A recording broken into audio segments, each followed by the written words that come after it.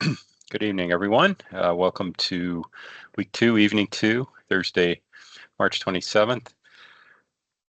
Tonight will be solely used for fairly a very heavy review of three-phase systems, three-phase AC systems. Our primary distribution, generation, transmission is through three-phase with three-phase power. We're going to use an ILM to kind of support some of the transformer connections that we're going to analyze tonight. But for the first part of the evening, everyone, we're going to spend some time with the reviewing of the two basic configurations of three-phase connections, one being Y, also referred to as the star system, and the other is the delta system. So we're going to go through in a good amount of detail for very important reasons that many of your learning outcomes, your requirements, if you work through the RSOS, is to have a fundamental understanding again of the connections and also the basic operation of the system. So it really, in true form, it should be more a three-phase system analysis tonight. There's going to be subsequent evenings. We're going to spend more time on the generation aspect of AC and DC power. Tonight is solely dedicated to AC systems. If you recall from last week, we spent some time analyzing single-phase AC systems. In conjunction with the ILM that we'll be using kind of in the second part of the evening here, part of that pre-purpose package is just some notes, everyone. So if I can get started tonight. Again, the class notebook is going to continue to be populated, accessed through the main team website. Also, if you download the OneNote app, it is a better visual experience, but you can still access the notes that Chris and I are working with throughout the 12 weeks with you. So again, when accessing the notebook, we have the evening notes, and Chris has originally organized it according to week and evening. So week one, evening one, and evening two with that. Tonight, week two, he spent some time with you on branch circuit, basic conductor selection requirements. On Tuesday, some basic overcurrent device selection requirements. He's going to continue to build again and review the fundamentals and applying a lot of the code CEC fundamentals and requirements there. Tonight, I'm going to have a look at some of the some sections of the code, specifically section 10, when we talk about system grounding or versus ungrounded or impedance grounded systems. An overview tonight. We'll spend more time with that in further evenings, analyzing some different aspects of the installation. Tonight's just a sort of a generic overview of the entire three-phase system. Also, for everyone, for week one, there is I attached typically a standardized formula sheet that's typical as provided with most government exams. And again, this is not exactly the one that you may see on the Red Seal, but it offers a very much a customized, standardized formula sheet, basic electrical formulas that are universal and often can be utilized to apply certain when you're required for certain calculations. Again, there's some formulas tonight that we will talk about, and Chris will utilize more specifically with section 26 later when you're sizing the conductors based on transformer primary and secondaries. Tonight, it's the fundamentals of how to calculate the rated value based on nameplate information or given information in a particular question. One of the most fundamental factors in three-phase analysis is the idea of root 3. We'll spend a bit of time, again, reviewing sort of where the root 3 comes from, but more or less where to apply it. The CEC Pocket Guide, the CEC Pocket Guide, when they represent their summary analysis of three-phase systems, they use a factor of 1.73. And in your calculator, if you were to take the square root of 3, it's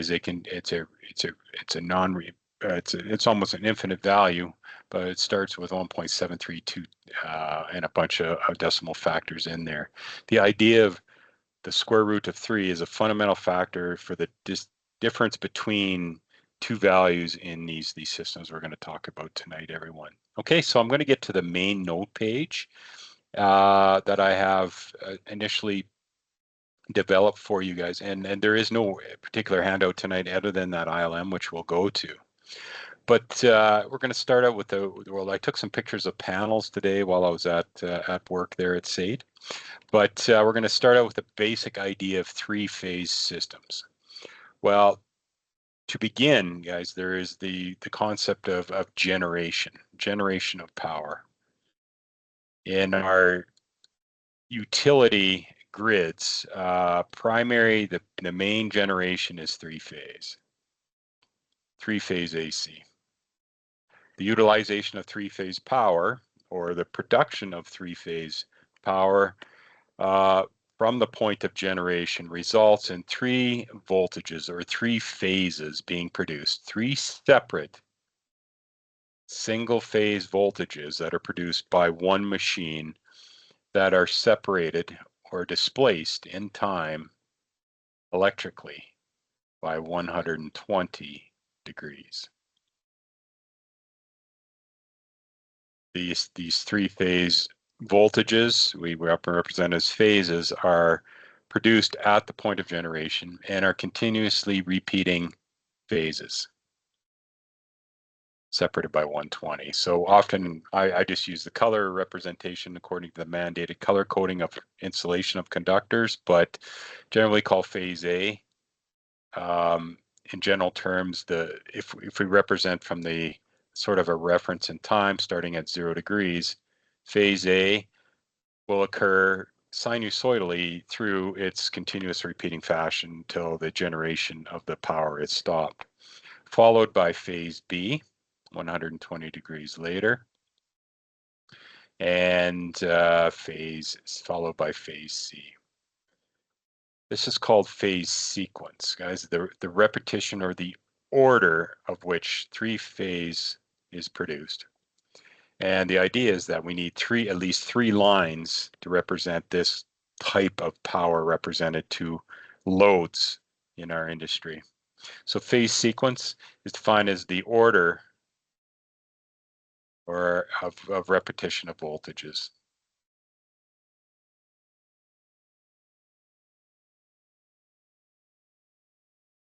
And as a standard, what we represent as positive phase sequence at the point of generation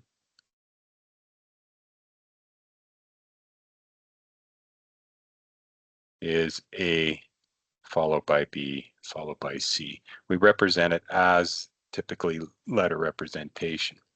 There, based on the raw production of power at our generating facilities, it is then usually produced in a fairly high voltage, and then it's stepped up for long distance transmission. That long distance transmission we can see typically with the steel towers in various parts of our province here or wherever you come from the country. You see it as typically large scale transmission. Large amounts of power are transferred from point of generation to point of utilization. Now, between the point of generation and the point of utilization, there's typically transformers. There will be transformers, and transformers are designed as in typically step up or step down configuration. Point of generation to transmission, it usually steps it up into several hundred thousand, in the area of several 100,000 volts. Could be 300 kV, 500 kV, some nominal system values out there typical of that. Point of utilization at the building or at the occupancy needs step down to useful power. Okay, everyone. So the idea of order of repetition of voltage is important. Ultimately, in another evening further on down, we're going to talk about rotating three-phase electrical machines. And the connection, rotating three-phase electrical machines, we define as motors, and two or two evenings later, will be spent with the analysis of different types of three-phase electrical motors. The mechanical rotation is totally contingent on or dependent on the connection of the basic three lines to the machine. Through that, from the point of generation to the point of utilization, there's transformers, any interchanging of line leads. In the idea of reversing phase rotation or reversing phase sequence, ultimately in three-phase systems, is generally done in an easy way by interchanging two of the three line leads, interchanging two of the three line leads. That's a wonderful part about three-phase power, is that for rotating electrical machines, very important for their mechanical output characteristics, that desiring to change rotation. Typically line 1 and line 3 are interchanged, but again, any two of the three line leads will interchange phase sequence, rather than at the point of utilization at the load is typically the one performed for that purpose, everyone. Okay, so let's actually start with the first system here. I'm just going to kind of draw a separation line in our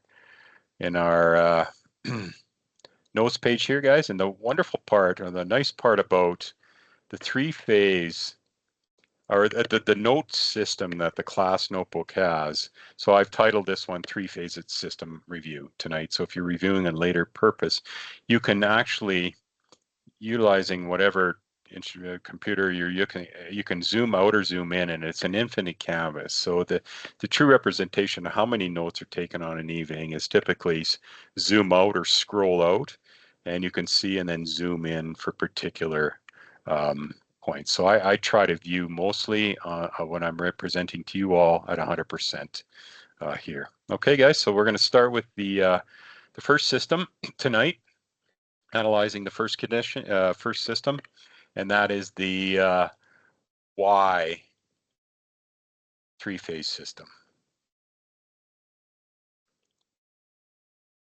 Now, another term applied to that is often referred to as the star system.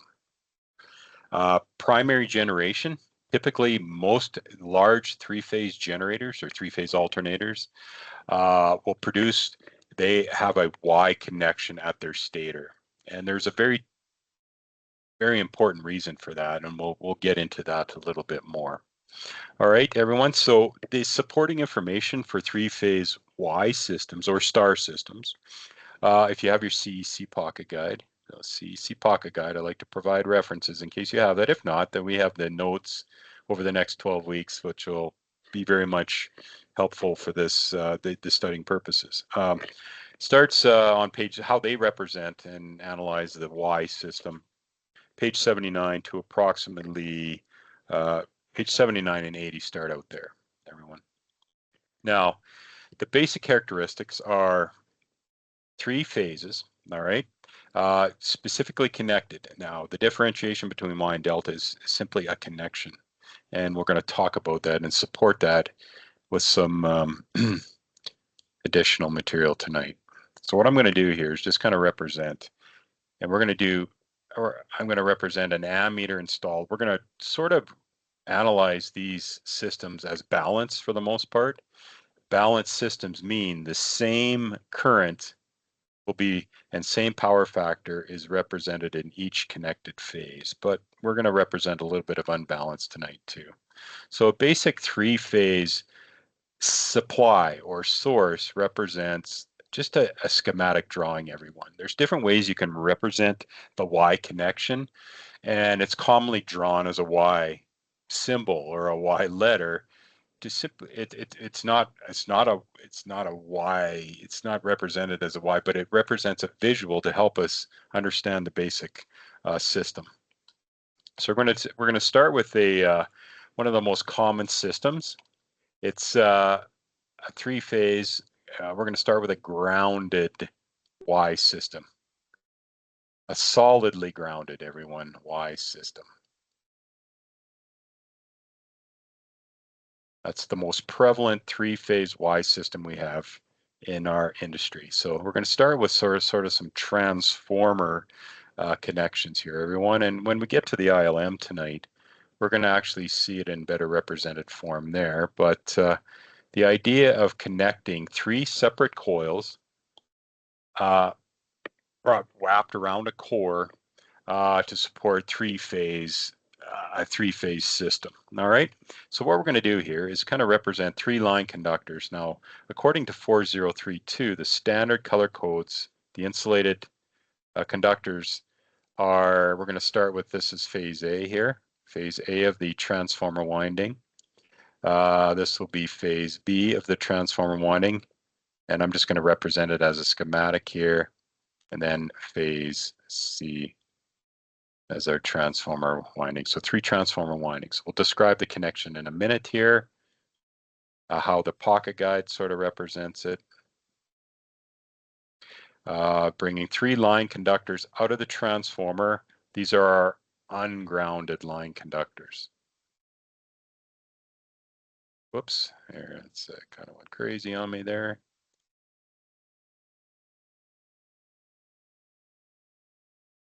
All right, defined as line 1.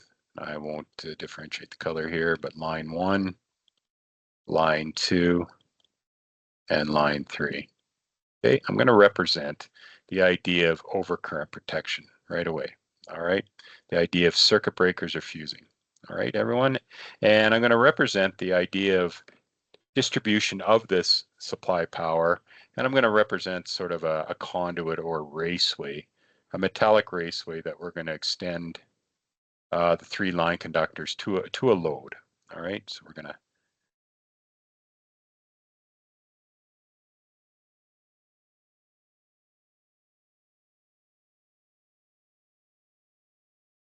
I want to mention here, this is a metallic raceway. All right. Now, the continuation of these, guys, I'm going to get away from the color differentiation here. I'm just going to go line 1, line 2, and 3, and we're going to connect it today to a Y connected load. Now, a different kind of representation of a Y system, loads, not only sources, but loads can be configured in a Y connection as well. So it's going to be a Y load we're going to feed with power at this point. Now, current voltage relationships are very important in Y systems. That is fundamental for understanding and analyzing and solving many problems involving Y systems. All right.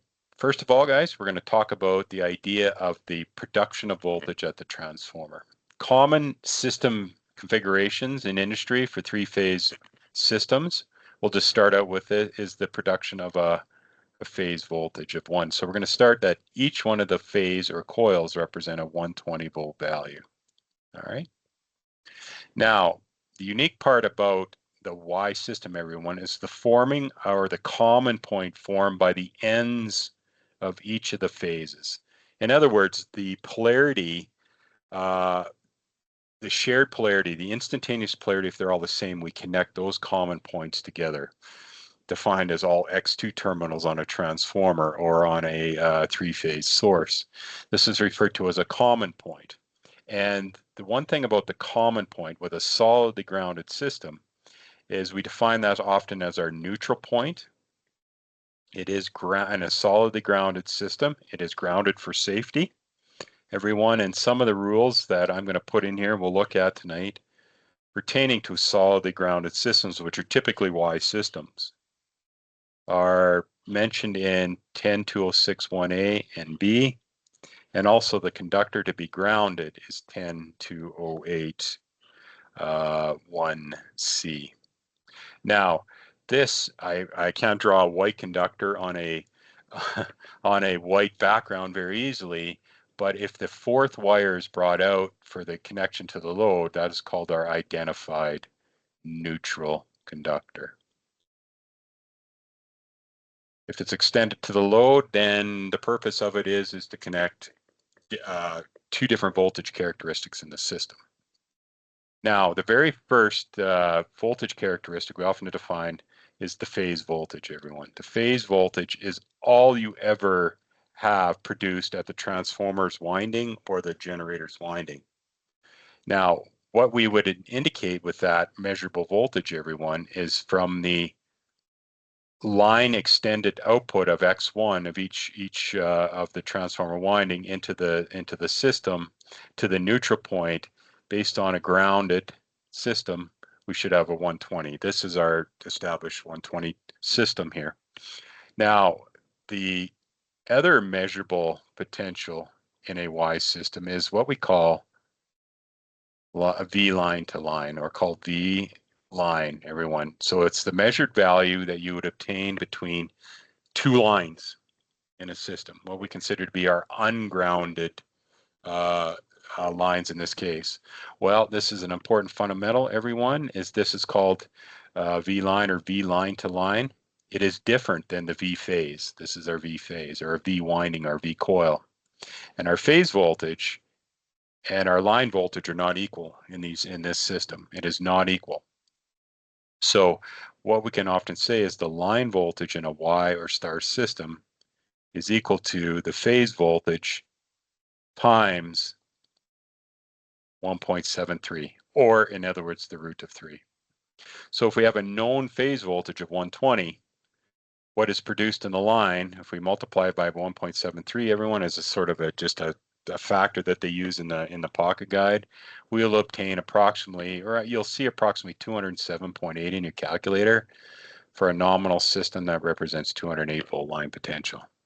So in a common Y system configurations from a transformer, we often see 122.8 at the point of distribution. Another system voltage that's in North America is a 277 480 volt system. Another one common to commercial or sort of warehousing aspect applications is 347 600. Okay, for higher voltage, high voltage 2400 4160 is often used in higher voltage connection systems. Now, the differentiation between the displayed voltages everyone represents the higher value. The higher value is indicated as a line potential. So what you would measure between ungrounded to ungrounded conductor. You got three configurations: line 1 to 2, line 2 to 3, or line 3 to 1 possible. This is called your phase voltage, sometimes referred to as the coil voltage in the transformer. And that condition will always be stable as long as we've configured the three windings of our transformer in proper Y formation or Y configuration. WHY, or WYE, I should say, not WHY, WYE. Now, in terms of current relationships, everyone, so again, sort of as a universal, we could, fundamental formula is V line. I just denote as VL is equal to V phase. VP, sometimes it's represented as 1.73. Or alternatively, you can calculate your V phase knowing your V line, dividing it by 1.73. Those factors, as long as the configuration is correct, in a solidly grounded system, that ground condition is maintained at the neutral point of the source, you can assure that those voltage relationships are always true in a Y system. Now, current relationships, everyone. So what I have over here is I got a three-phase load. And the three-phase load I have drawn over here represents, typically, I would say, a resistive heater of some type. Now, defining the load characteristic, I'm going to go three-phase resistive element here, each with 12 ohms of impedance. Now, the neutral point of the load, the common point, is represented on sort of one side. So if you always see the consistent side of three loads or three coils connected together, Generally, it refers to the fact that it is a Y formation or a Y configuration or Y system connection at that point. So the idea that we're going to see 208 represented as the output line potential off this three-phase Y transformer, even though we only have 120 phase value, represents the unique nature of why a Y system is often preferred. You get a higher line voltage potential. Now, going through this raceway to feed the three-phase load, guys, what we're going to find is that what would be, if we're going to indicate the expected voltage across each 12 ohm resistive element, we're going to break it back down. So we get 208 in the line, guys. Well, based on the fact we're going to have 120 volt actually applied across each one of the three-phase load resistive elements because it is a Y system. So again, represented as V phase. Now, in terms of current relationships, the idea is what we would determine for current in this system has to be indicated by Ohm's law. And if we were to start with 120 volt across our resistive coils connected in Y, or sorry, resistive elements connected in Y, not coils, resistive elements, we would divide the known value across each phase divided by the known impedance per phase. So we've got 312 ohms, which gives us a value of 10 amps. So assuming a balanced system, we could represent the fact that each one of the resistive elements are drawing 10 amps each based on the voltage across them. 10 amps would be translated into the line. And if we came back to the transformer, we would represent that same value.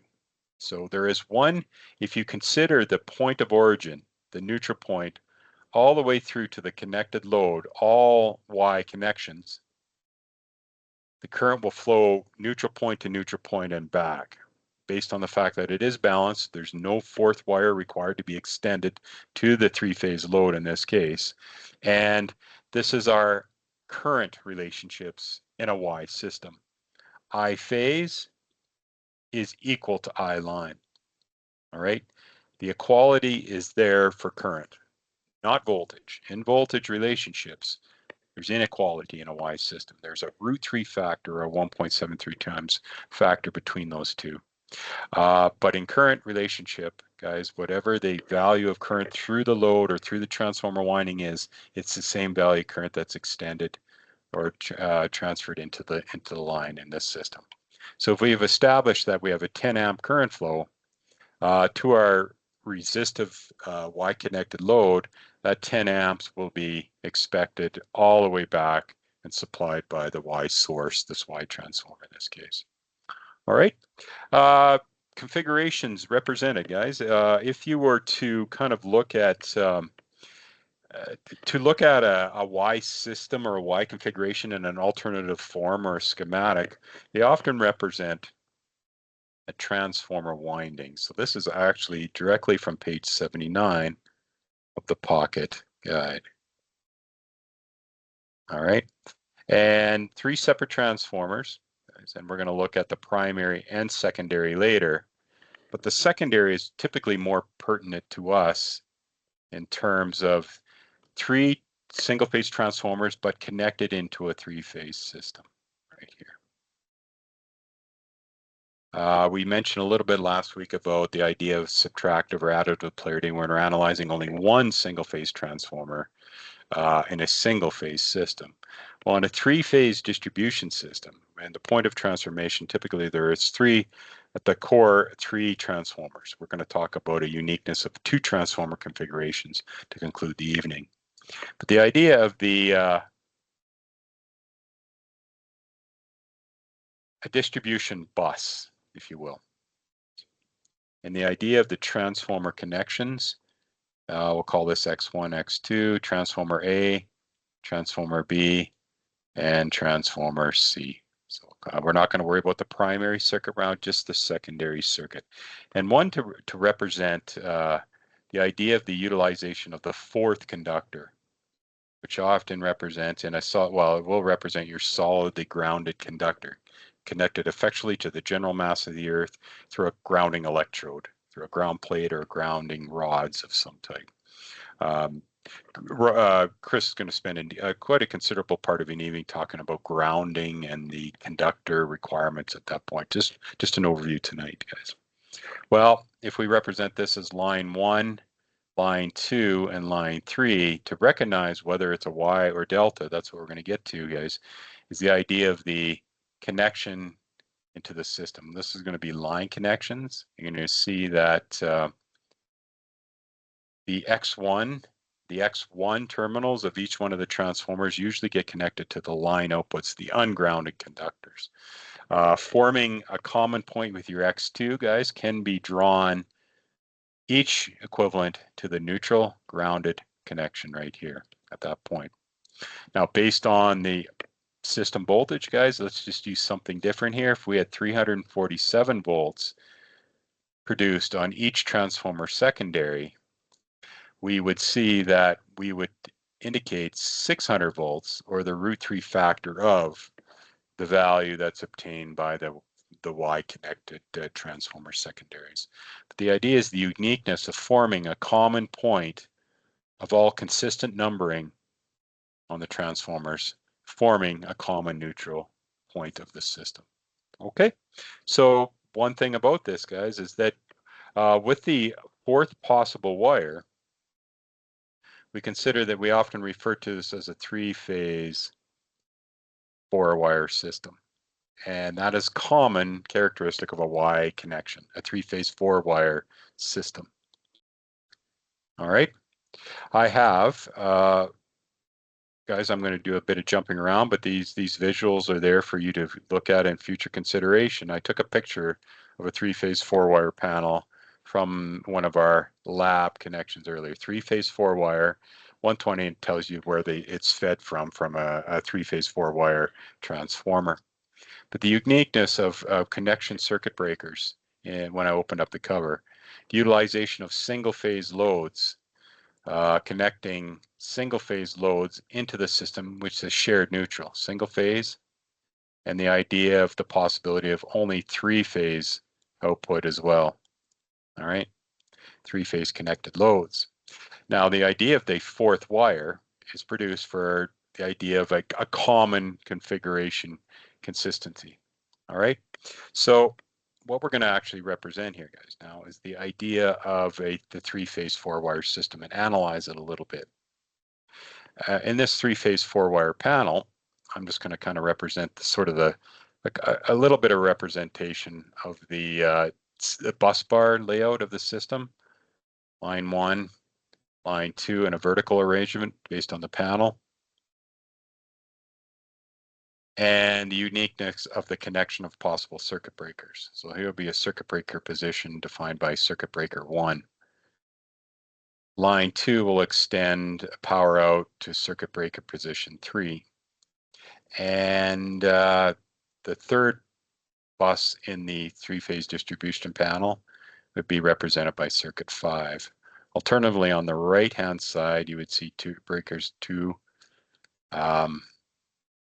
4, and 6 right there. Okay, now the idea, again, I can't draw a white conductor or the representation of the white identified conductor, but the idea of the neutral point connection here. So that's brought in from the transformer to that connection point, which is originally ground referenced at the supply transformer. All right, and the idea of now connecting single phase loads in a system with a single pole breaker. So for example, circuit breaker 1 would feed in a 12208 system, 120 volt convenience load. We could also share that circuit 3, lighting in this case, could often be 120, convenience receptacles could be 120. If we decide we want to supply a three-phase load, we're going to take a 3-pole breaker, connect it across all 3 breaker positions, and that would be for a 3-phase 208 volt load only. So a big 208 volt motor might utilize circuits 2, 4, and 6. All right, but the idea of the single phase load is connected to the neutral, guys. So the idea of basic representation of a 12208 system, we did a lot of phase analysis based on it. But the idea of vector relationships, we're going to analyze the 12208 system because it's very prevalent. for many of our power distribution in buildings. All right. The idea of the repetition and phase position of the three voltages, which have to be maintained. In a vectorial relationship, we define this as voltage phase A, or obtained from voltage A to N in the panel. 120 volts would represent at a 0-degree angle if we use that as a reference. Phase B would be represented here. All the polarities will be maintained at 120 degrees displacement, guys. All right.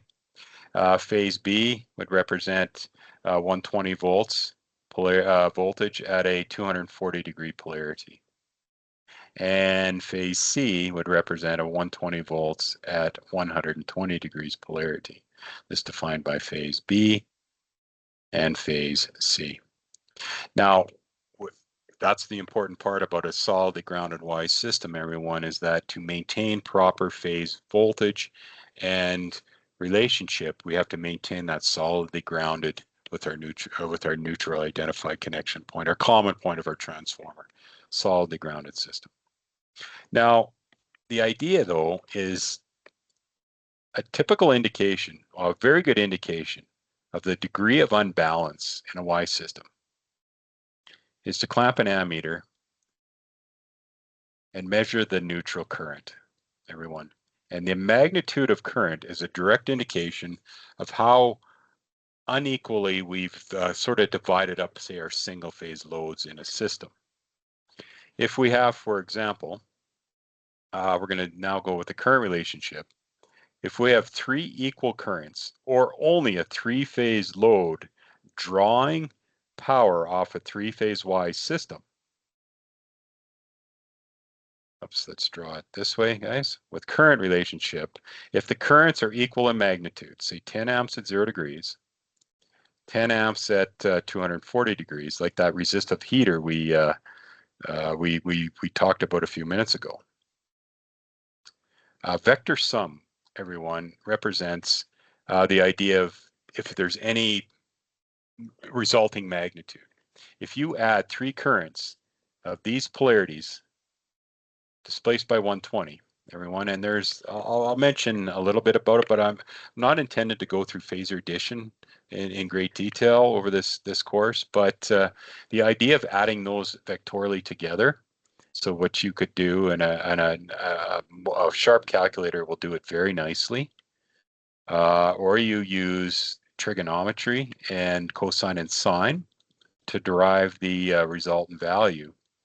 But no matter which way you do it, guys, this is called vector addition, and that will actually equal 0. So if you only connect three-phase load to a Y panel fed by a Y source, only three-phase load, naturally balanced all the time, you will never see a purpose. The purpose of the neutral is not really there for that purpose.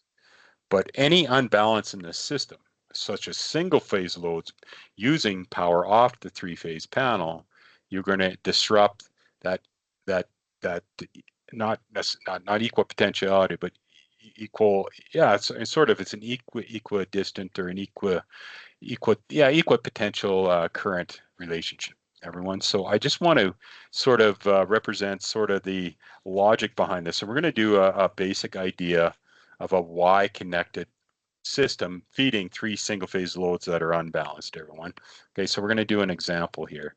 And I'm going to utilize the old traditional method of horizontal vertical analysis, guys. And you can follow as long if you have your calculator there. So I'm going to have circuit 1, circuit 3, and circuit 5 from our three-phase four-wire panel feeding three single-phase loads with a shared neutral. So line 1,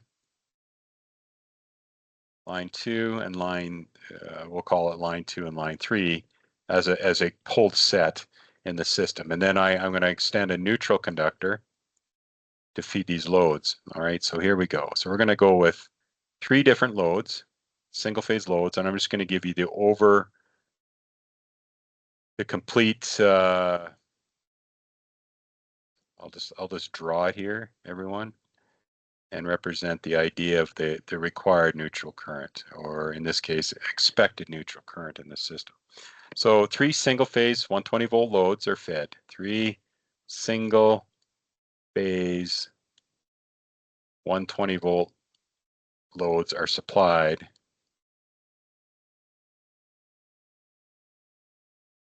by a 3-phase 4-wire panel, as we know as a Y system. Okay, load 1 is drawing 10 amps with a power factor of unity. Load 2 is drawing 4 amps, or the culmination of load 2 or line 2 is drawing 4 amps at a power factor of unity. And load 3 is drawing 5 amps at a power factor of 1. So they're all resistive loads by nature, but they're different impedances, everyone. Now, this is important. The neutral carries a very important function, that it shares a common point connection between the 3 single-phase loads. We often pull a 4-wire set, and we distribute the 120-volt circuit to the various loads in circuit 1, to the various loads in circuit 3, and circuit, sorry, that was circuit 5, not circuit 4. Okay, 5. Now, the consideration is, what is the expected neutral current in this system?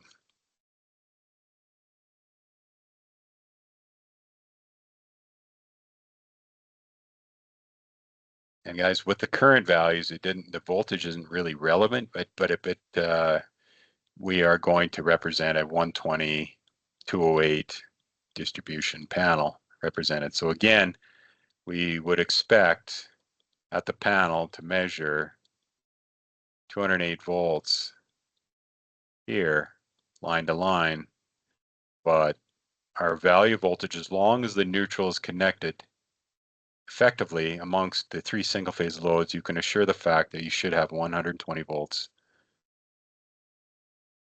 a grounded system voltage in this system. Okay, so the idea, everyone, is to represent the idea of the equal power factors. I'm not going to go past this, guys.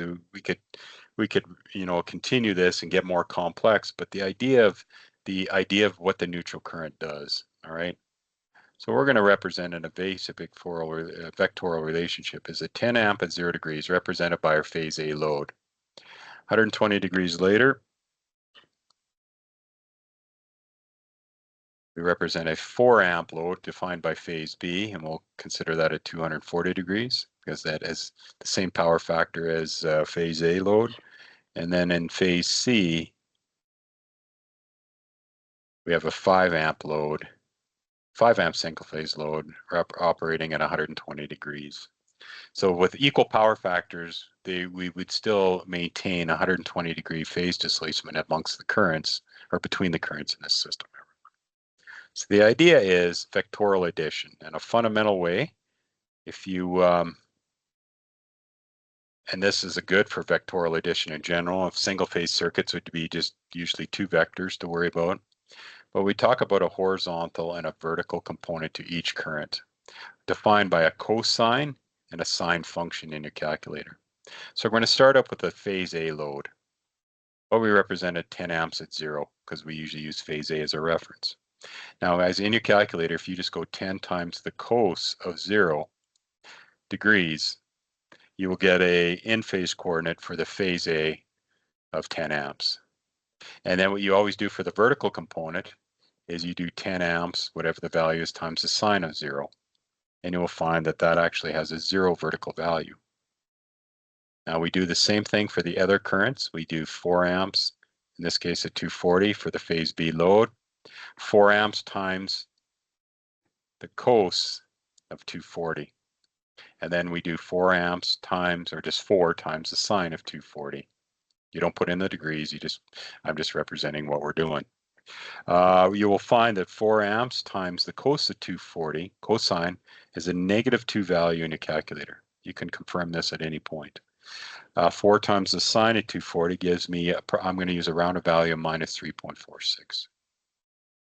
And the third, if there was only 2 loads connected, that would be your vectoral addition, but we have a third line, third phase, drawing 5 amps at at 120 degrees. 5 times the cos of 120, 5 times the sine of 120 will obtain both your x, often referred to as your xy coordinates as well, in Cartesian coordinate analysis. I get minus, guys,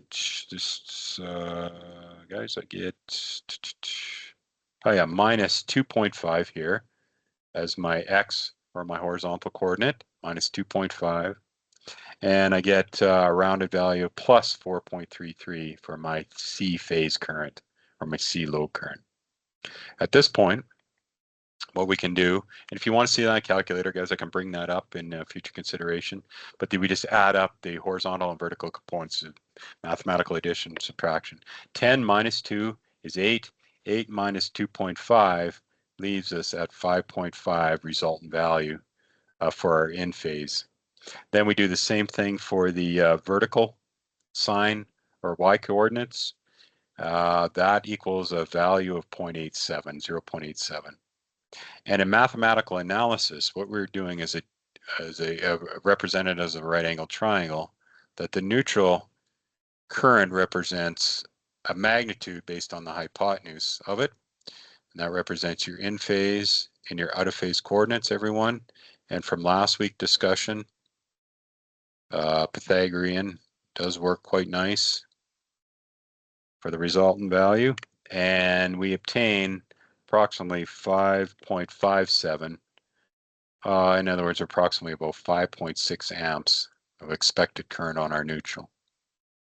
Now that neutral current, the amount of imbalance would change based on any load condition change as well, power factor or impedance based, but the measurable current, guys, and that neutral current, the amount of current flowing in that neutral to our three-phase four-wire panel represents an important factor.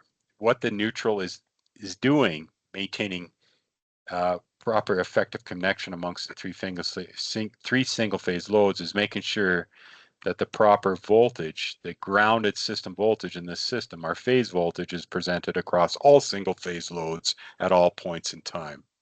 If a load current changes, if we shut off a load, if we shut off two loads, or if we shut off all three loads, the magnitude of current will be measurably different.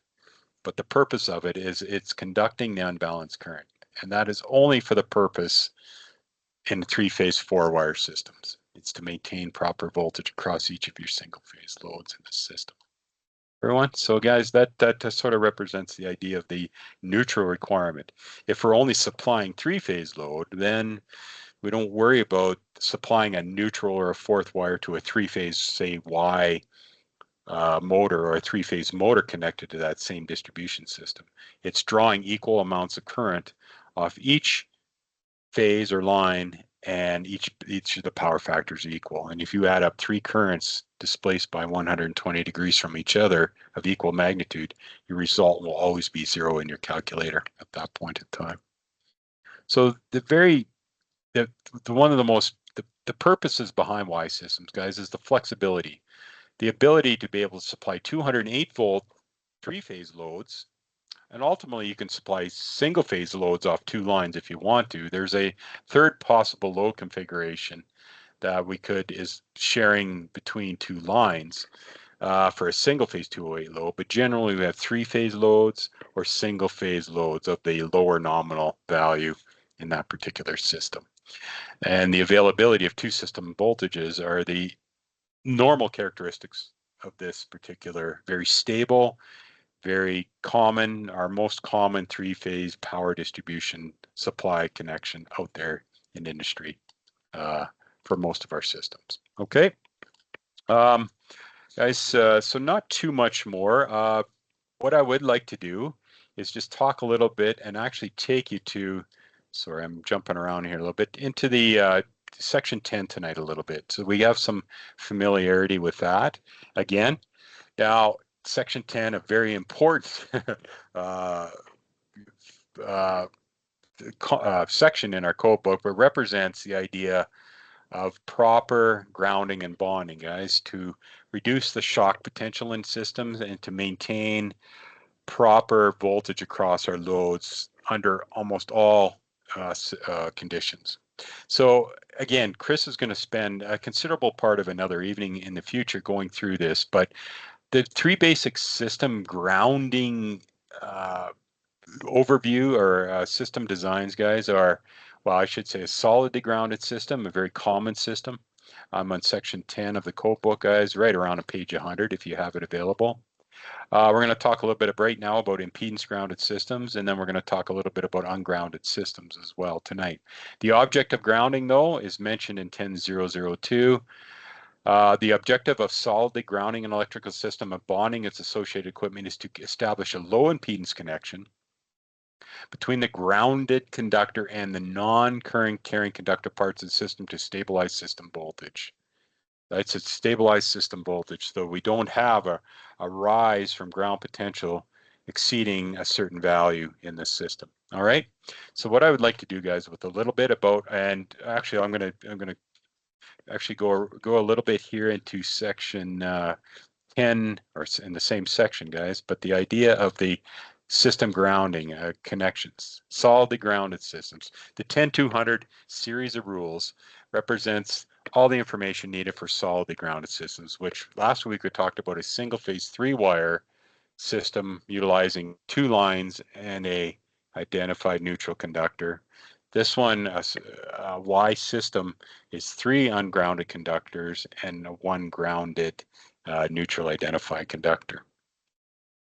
AC systems to be solidly grounded, guys. What we kind of represent here is by doing so, we are limiting their maximum voltage to ground to not exceeding 150 volts. Or the system incorporates a neutral, like 277-480 systems and 347-600, the system incorporates a neutral, a fourth common wire that connects to the same point of all phases, all right?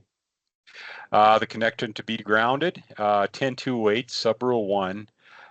This one actually applies to us, 1C for a Y system. The mid-phase conductor of a multi-phase system having 1 wire common to all phases, the identified neutral. All right, guys, and Appendix B actually offers you utilizing this rule around page 560 of your book, some different ideas, and there is represents one of the most common multi-phase. They offer 3-phase systems that are having 1 wire common to all phases. It's what we've sort of analyzed tonight with the Y system. And the incorporation of the grounded terminal, the XO or the X, where the X2s come together at the transformer, and extending that 4th wire. We don't have to extend the 4th wire if we're only supplying 3-phase load from that system. All right. So guys, I'm just going to kind of go with that one there. Now, there's another type of system grounding that talks about impedance grounded systems. They're in the 10300 series of rules. So I'm going to kind of draw some representation here of the characteristic differences between an impedance grounded Y system and a solidly grounded Y system. So I'm going to take us back to our drawings here, guys. And if I can, I'm just going to talk about kind of redraw it a little bit here. Solidly grounded Y system. Oh yeah, page 562. Okay, thank you. Yeah, based on some editing differences, guys, you'll be right around where I am. I got a digital copy here that I'm just briefly showing you. All right. So a solidly grounded Y system, guys. Let's just draw without the color coordination and worry about the a solidly grounded system and the purpose behind a solidly grounded system, Y system. All right. So we're going to establish our ground potential at our XO of our transformer, our neutral point of our transformer, guys. We're going to extend 3 lines out. No particular order here, just the idea of overcurrent protection devices here, just represented very, very generally. And the idea of we're going to supply power through a metallic raceway, guys. Now this metallic raceway, any non-current carry metal parts are bonded to ground effectively. So this is bonding to ground or bonded to ground potential. Bonded to ground potential. Okay. So when you're touching any metal parts in that building, even though they're carrying or within them conducting carrying current and insulated conductors, guys. They'd have to be bonded to ground potential. Chris is going to talk about bonding effective means at that point, but essentially we're operating at ground potential here at the XO point or the neutral point of our transformer, guys. And we're only going to represent, without the neutral extended, the idea of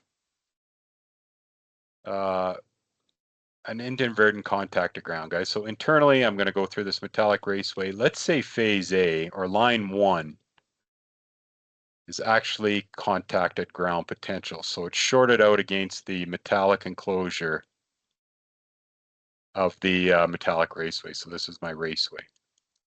The idea of a solidly grounded system is that we operate at ground potential. We've contacted an ungrounded conductor has contacted ground potential. Called a ground fault, guys, ungrounded conductor. It's called a single ground fault. Now, the idea of solidly grounded systems and the basic purpose behind single phase would basically work the same.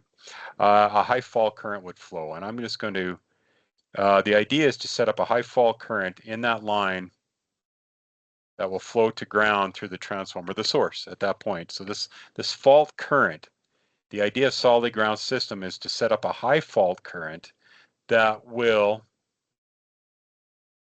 effectively open up the circuit breaker in a very quick time fashion. Open the OC device, guys. That's the idea. Sorry about the writing there. Open the OC device. At that point, guys, there will be a disruption of power, and you'll essentially see, if it's a three-phase distribution system, that all the breakers would open in that three-phase circuit. So you get a unexpected shutdown based on one single ground fault.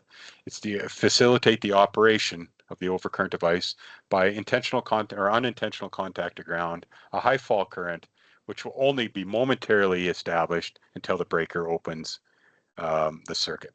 The idea of solidly grounded systems, guys. Well, a lot of Y systems now will use what we call impedance grounded systems.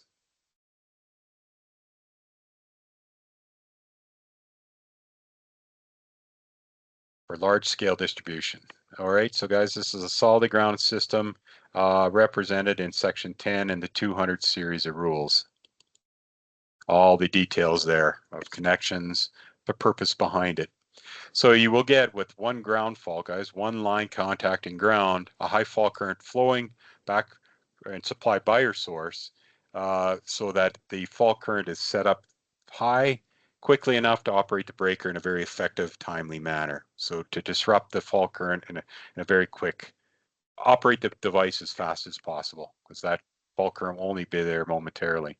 Impedance grounded systems generally, guys, are in the 10 300 series of rules. There's a different purpose behind it for the most part. So we're going to start out again with a Y connected transformer,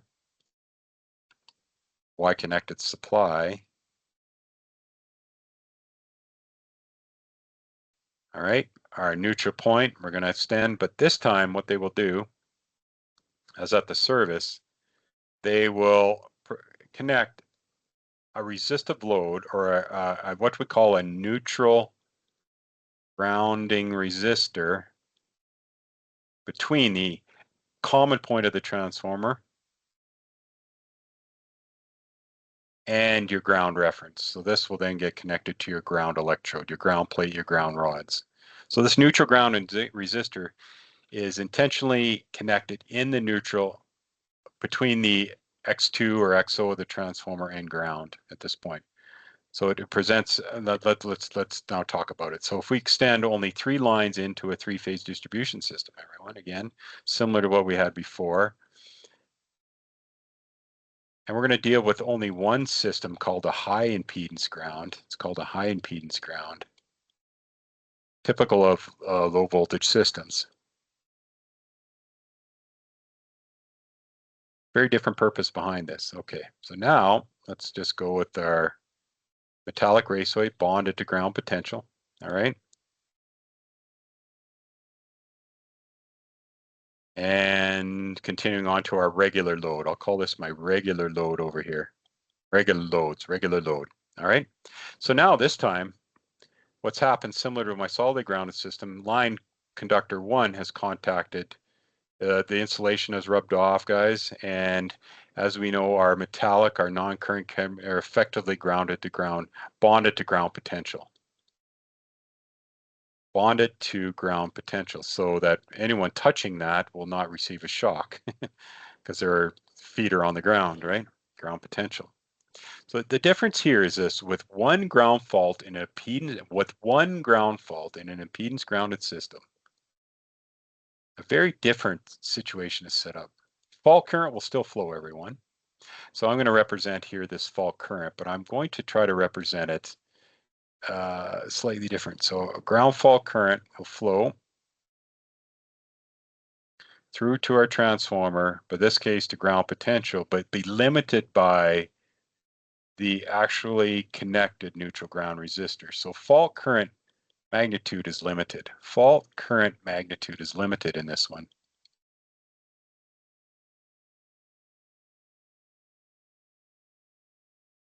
Okay.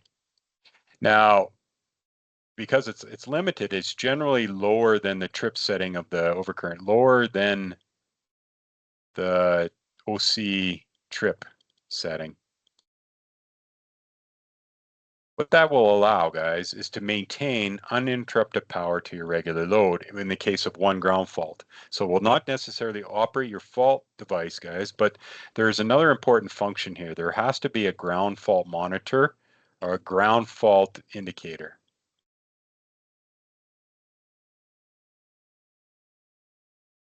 Provided. In the case of one ground fault, one line contacting ground accidentally, usually through insulation rubbing off, terminal coming open and contact. Usually the most common fault in industry is one single ground fault, single phase or three phase. If that occurs, guys, it's to try to reduce the fault magnitude so that we don't get unnecessary tripping. So it's trying to maintain power to our regular load, power to our three-phase load.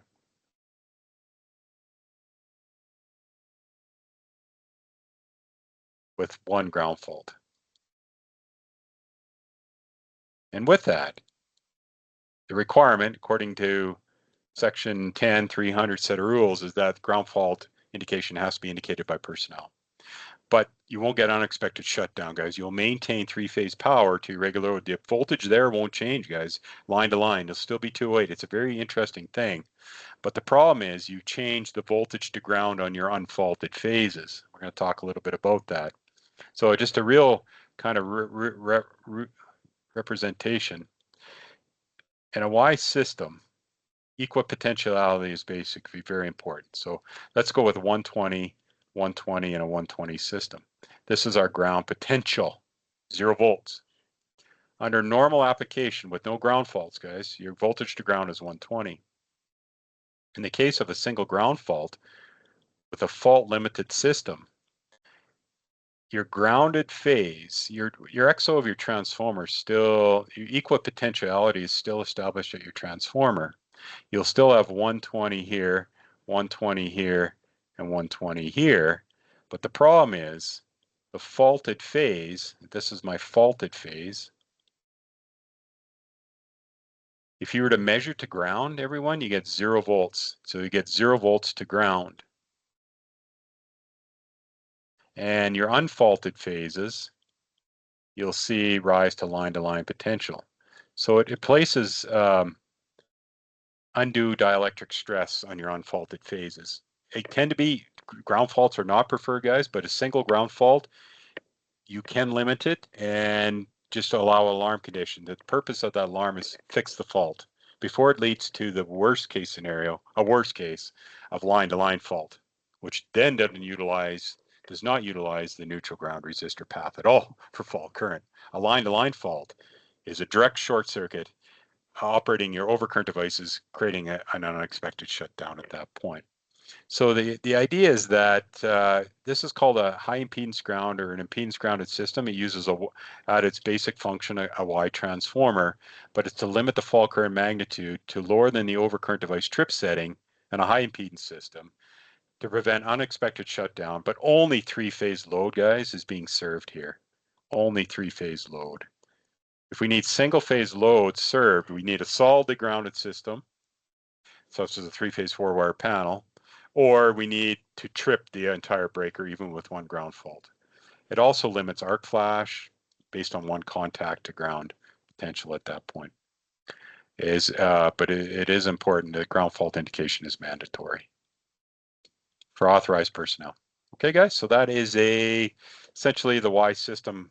Solidly ground is the most common impedance grounded systems. These neutral ground resistors are actually mounted in the switchgear of the main distribution system. I've hooked up many of them. The purpose is this is a large three-phase distribution. If there's single-phase loads to be served, I'll just mention three-phase load only. If you're going to serve single-phase loads downstream of this, put a separately derived system in with a transformer feeding office lighting and convenience receptacles. This would be large three-phase motor loads in a large distribution. Very safe system. It limits the arc fault. So in the case of contacting ground, guys, 10 amps or less is the high impedance ground limit for fault current, usually below a 15 amp trip setting, right? Low impedance grounded systems are used for high voltage systems where they will limit the fault current to prevent damage to equipment, but they will still be designed to trip the circuit before, high voltage systems, we've got to have extra consideration there. Okay, everyone, so the impedance grounded Y system, the solidly grounded Y system, kind of comparative analysis there. Let's get into the other system configuration tonight, guys, and then we'll, like I said, usually about 7:20, I'll take a break here. I'm just going to write a separation. So Y system review, everyone. Two different voltage characteristics, two different voltages obtained based on where you're measuring.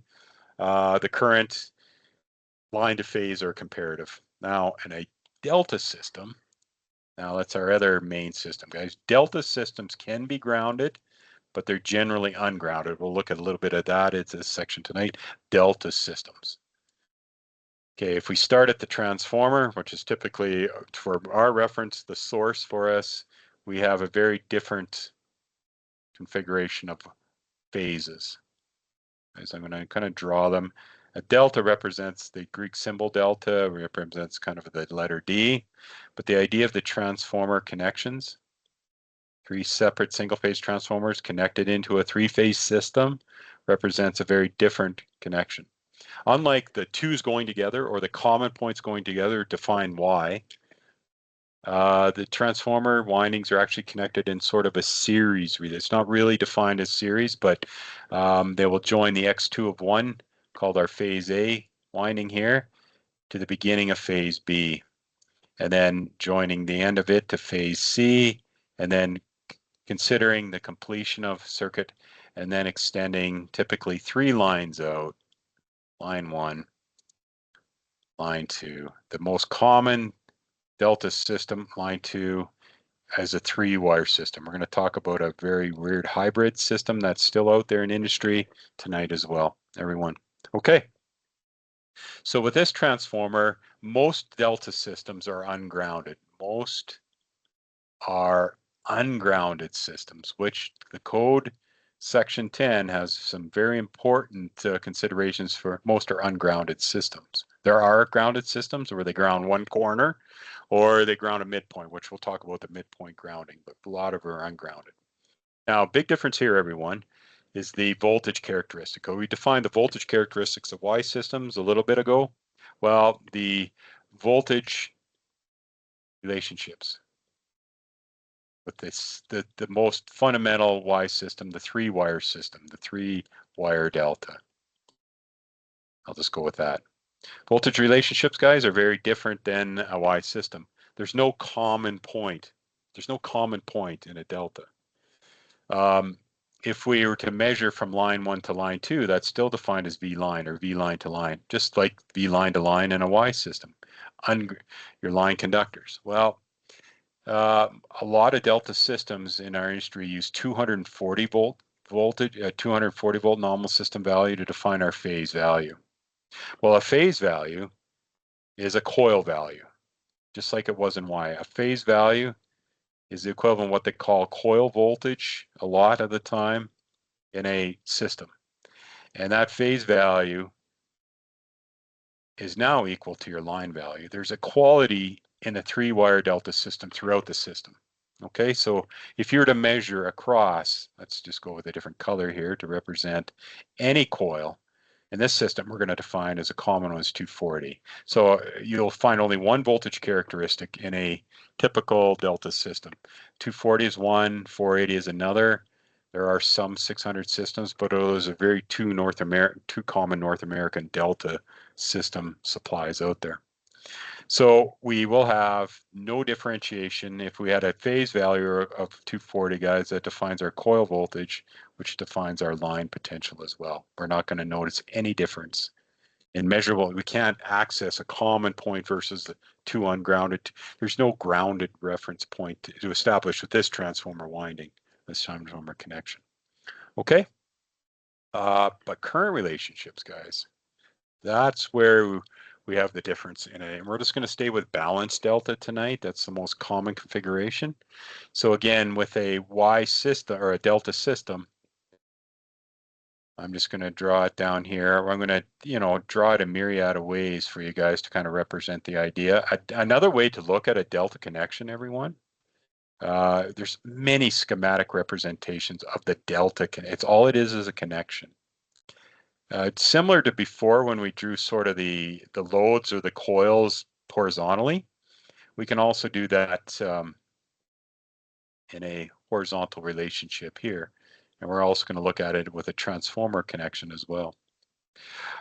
Big difference here, the common point is not formed, everyone, but the idea of the configuration here.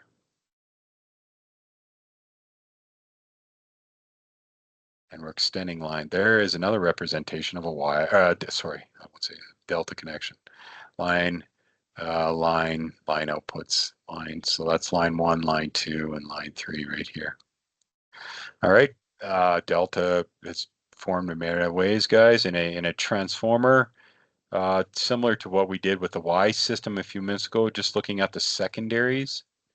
And by the way, I'll give you the pocket guide reference and where they represent the delta system for you all.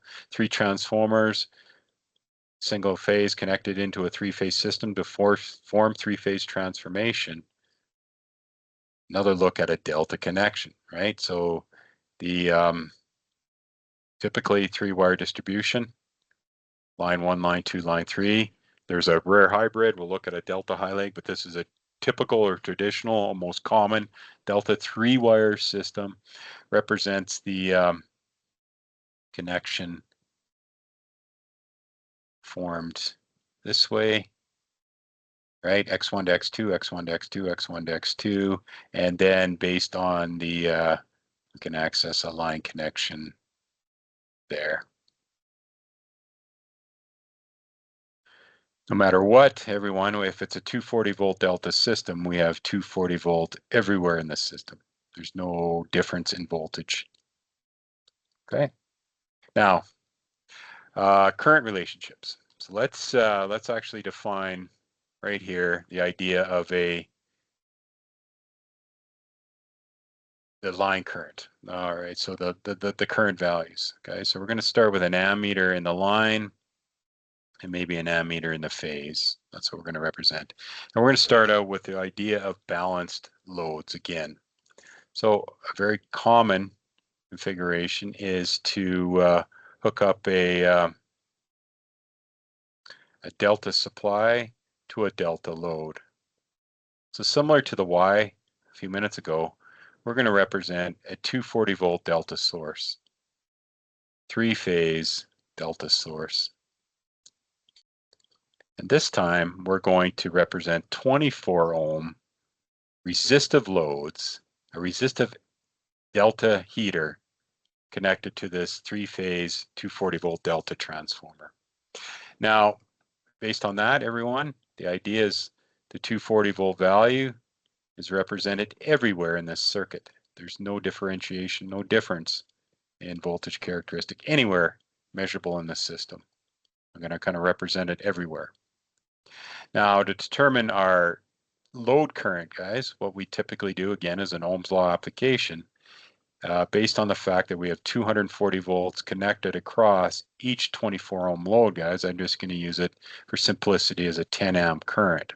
So inside the resistive, inside the resistive load here, we would see a measurable current of 10 amps.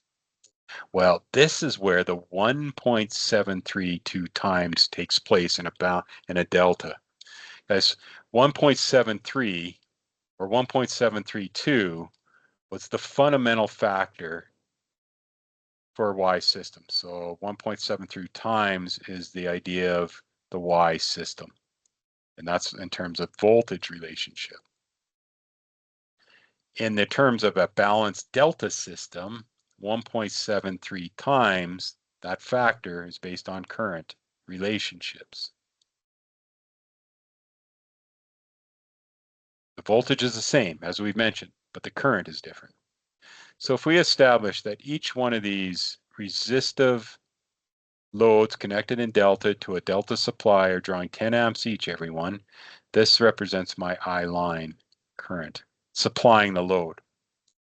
And in a balanced delta system, I'm going to go balanced delta with 3 equal loads connected in each phase. I line is now equal to I phase or I coil, often referred to as I coil or sometimes I load or I element times the 1.73, okay, or root 3. Okay, so for this case, to anticipate our line current, knowing our phase current in the system is 10, we would find that approximately 17.3, a little bit better, more precise rounded value will be 17.32 amps. And then broken down to the transformer again, this is phase, guys, it will be 17.32 divided by 1.73, which takes us back to 10 amps in the transformer. So the difference is in the current in a delta system. The difference in a Y system is the voltage, all right? And that particular fundamental, guys, is what we're going to stay with. There is points in the past in our lectures or in a practical application, I should say, in our apprenticeship training where we represent unbalanced and the considerable calculation requirement of that, but we're going to stay with the purpose. So for your pocket guide sort of representation of the 3 transformer, again, for the reference of the basic delta relationships, everyone, just give me 1 second. For the delta configurations, page 75 to page, essentially page 76 will give us the idea of the current voltage relationships for delta. And again, they represent it with the 3 transformer, the 3 coils, primarily feeding the power application for that. Okay. Actually, guys, so right now it's actually just about 7:20. Let's it's kind of a nice place right now to take a break, and we'll reconvene at 7:30, and we'll continue on with a little bit more theory tonight on 3-phase systems. All right, so we'll see you at 7:30. Hi, Corey. I think we have question from Kyle. Okay. Oh, sorry. Go ahead.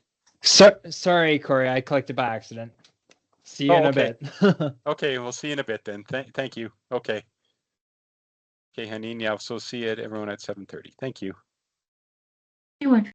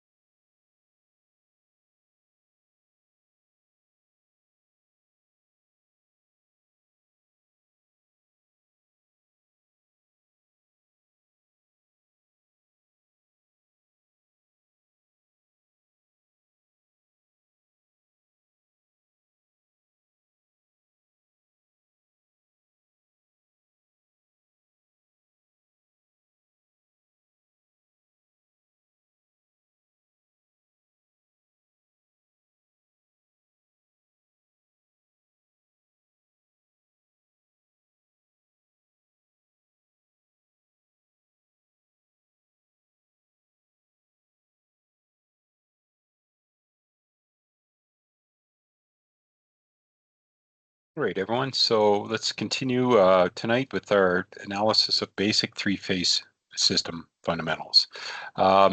Again, the protection, which I'm getting into tonight a little bit, contingent on if I can just bring up the section 10 of very important, as they are all important sections in the code book, but we kind of represented the idea of solidly grounded systems defined and talked about and mentioned in the section 10 200 series of rules.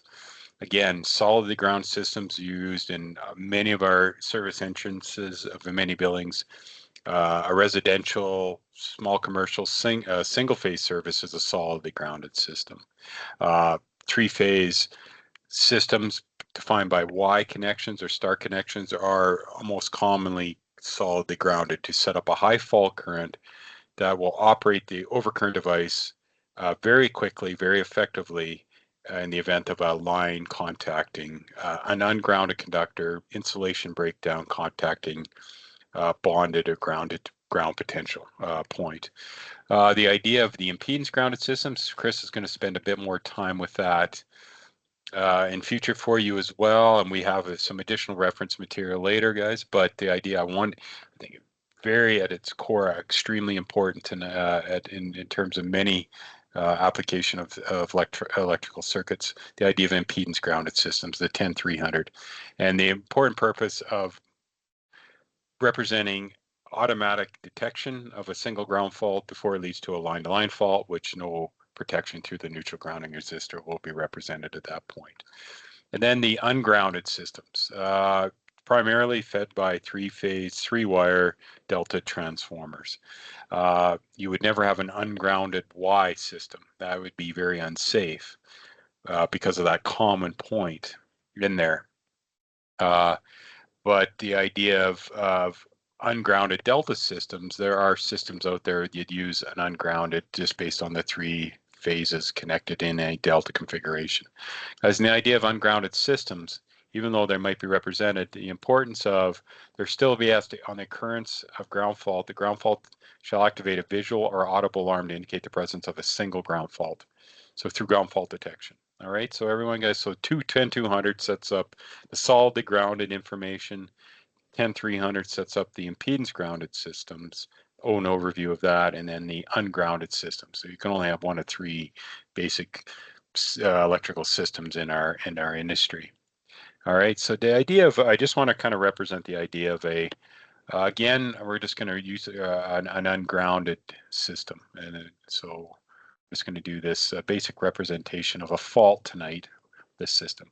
So we're going to go with, again, the idea of a bonded to ground metallic raceway, typical housing ungrounded conductors, that bond to ground potential. That ground potential, so important with all our non-current carrying metal parts in a building, housing an electrical system, operating at ground potential. I'm going to have three ungrounded conductors through the system, through the conduit. Guys, this will be fed from a delta three-wire transformer, ungrounded. What we talked about a little bit earlier. And then, of course, our three-phase load right here, our regular three-phase load. Right.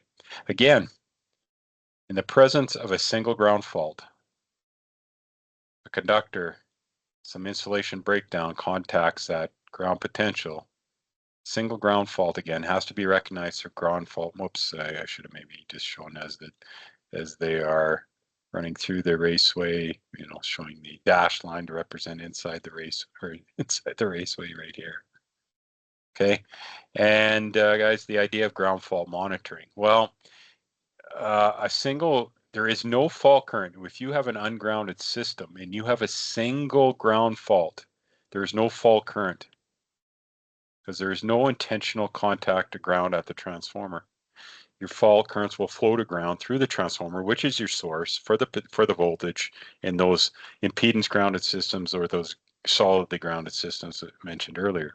There's no fault current necessary flowing, but there is an inherent transient overvoltage that can occur. But essentially, it's still important as automatic ground fault detection. Ground fault detection is a mandatory. Ground fault detection is still mandatory. This is in the 10400 series of rules. Ground fault detection is mandatory. And there is a system used a long time ago, and they still talk about it, that can be used to detect in simple the ground fault of the system. So we're going to go with say a 240 volt delta system, a very common one in industry. All right, guys, and the idea of what they will often do is they use a ground fault monitoring relay. So what they will use is 3 light bulbs. And these light bulbs are part of a ground fault monitoring system. All right, and what they will do is they're high impedance light bulbs.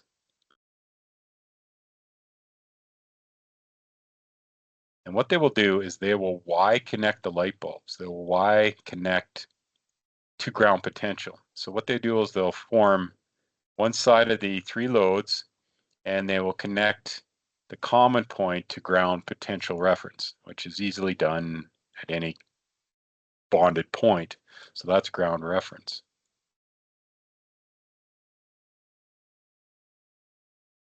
And it's not the regular 3-phase load, everyone. It's just a dedicated monitoring system.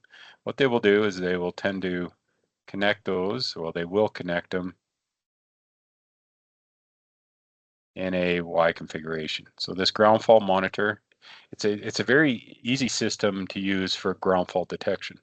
Now, guys, everything is contingent again on zero potential state. So with this Y load, what there is it's set up with a common Y point that's measuring to ground potential. Now, in a 240 volt system, guys, if we were to, because it is a Y connected load only for the purpose of visual indication of ground fault, it sets up a voltage across each light bulb based on the root 3 fundamental and voltage of Y systems. I'll give you approximately 135.6 volts, guys. I just remember that number off because I've done it so many times, approximately 136. So under normal conditions where there's no ground fault, guys, if we were to do a no ground fault, all insulation on all ungrounded conductors are fine. The voltage, we just go with those light bulbs, will be equal. The voltage across each of the ground fault monitoring light bulbs, light 1, light 2, and light 3, under normal condition with ground reference here, we'll see approximately, so they all have an equal illumination. They'll all be approximately 136 volts, all equal illumination with no ground fault. Okay? With no ground fault. Now, with one line contacting ground, it's important for automatic monitoring visual indication, because what typically leads with one contacted to ground is another conductor in this system. If it contacts ground, then it's a line-to-line short, and there's no prevention. Automatic shutdown will occur at that point due to fault current devices operating or overcurrent devices operating. Well, and again, in equipotentiality, guys, that's based on your Y load. But again, with the grounded, one contact to ground, so that's your ground potential. Again, if in a faulted system, everyone with ground potential being monitored, the faulted phase will get zero potential to ground. So in a, let's say fault, phase A is faulted.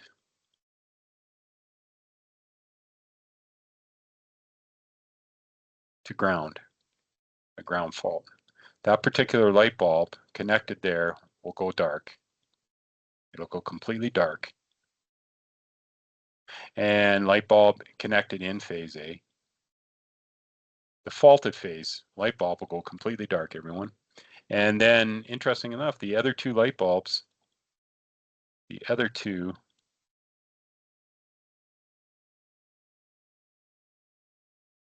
that are connected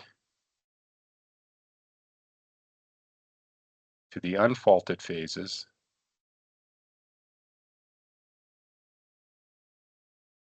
will go very bright. Much more than their original illumination level based on the no ground fault condition. And obviously these light bulbs have to have a voltage rating that's consistent with the line-to-line potential in a system. But what ends up happening, your voltage to ground changes, which primarily for the immediate shutdown of the regular load is not important, but recognizing that there is a ground fault through, this is a very simple ground fault monitoring system. So again, represented as a 3-lamp module, guys, a very common one. If all of a sudden one light goes completely dark and the other go really bright, they'll ask you which is the faulted phase. Well, the light bulb that was connected to the fault to ground phase is the dark one, everyone. And that I've seen that type of question. And it used to be one of the main ground fault monitors we used in ungrounded systems out in industry. Now they use zero sequence meters where they're testing for equipotentiality, what we call a capacitance coupling, but there's a more advanced consideration with those fault detection devices, but the inherent requirement of ground fault detection. So if one line contacts ground, guys, it has to be visually indicated. And provided that it should be fixed at that time, guys. So yeah, they're so if I could kind of represent here, so we'll go A, B, and C, guys, and if we could kind of clarify it if you're looking later, or line 1, line 2, and line 3.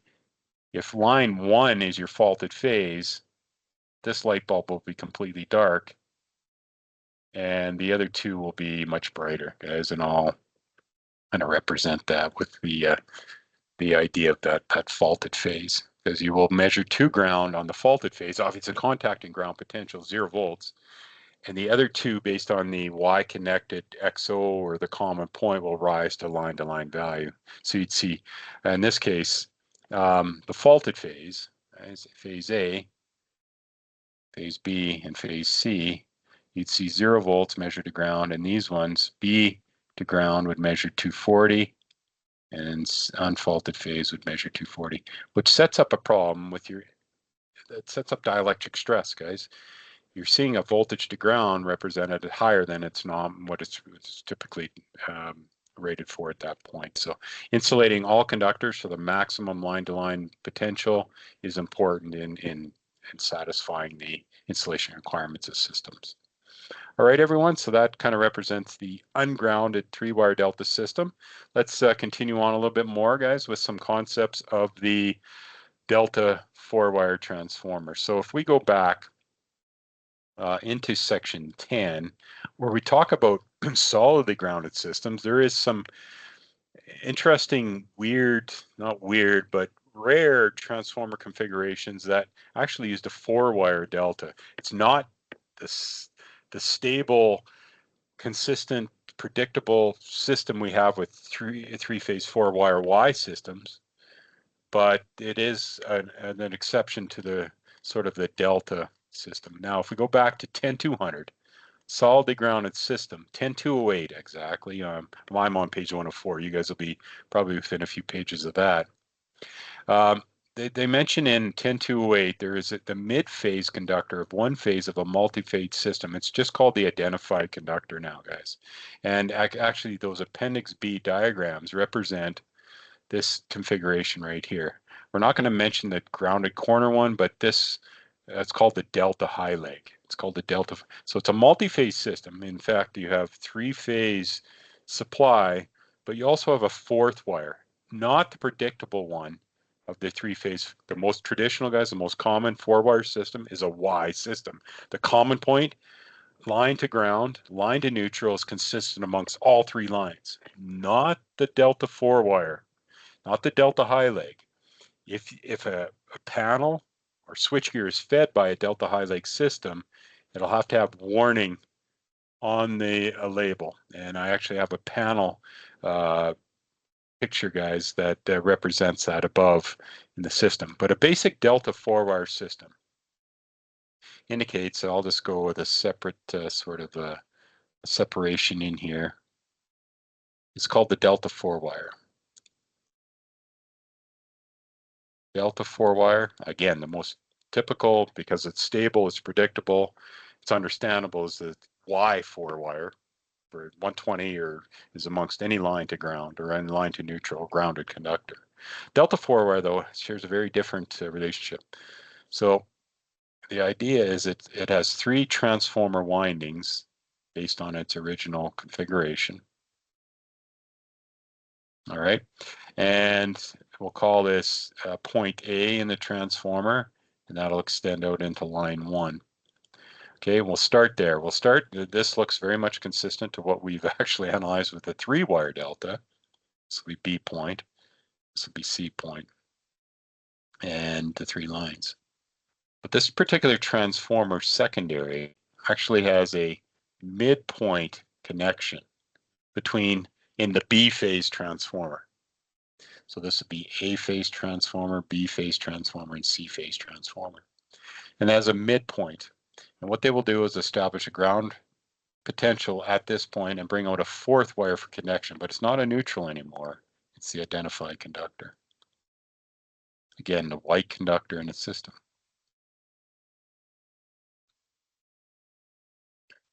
Now, this particular transformer, there has voltage characteristics in North America. Voltage A to B, or line 1 to line 2 measured, should be 240 volts.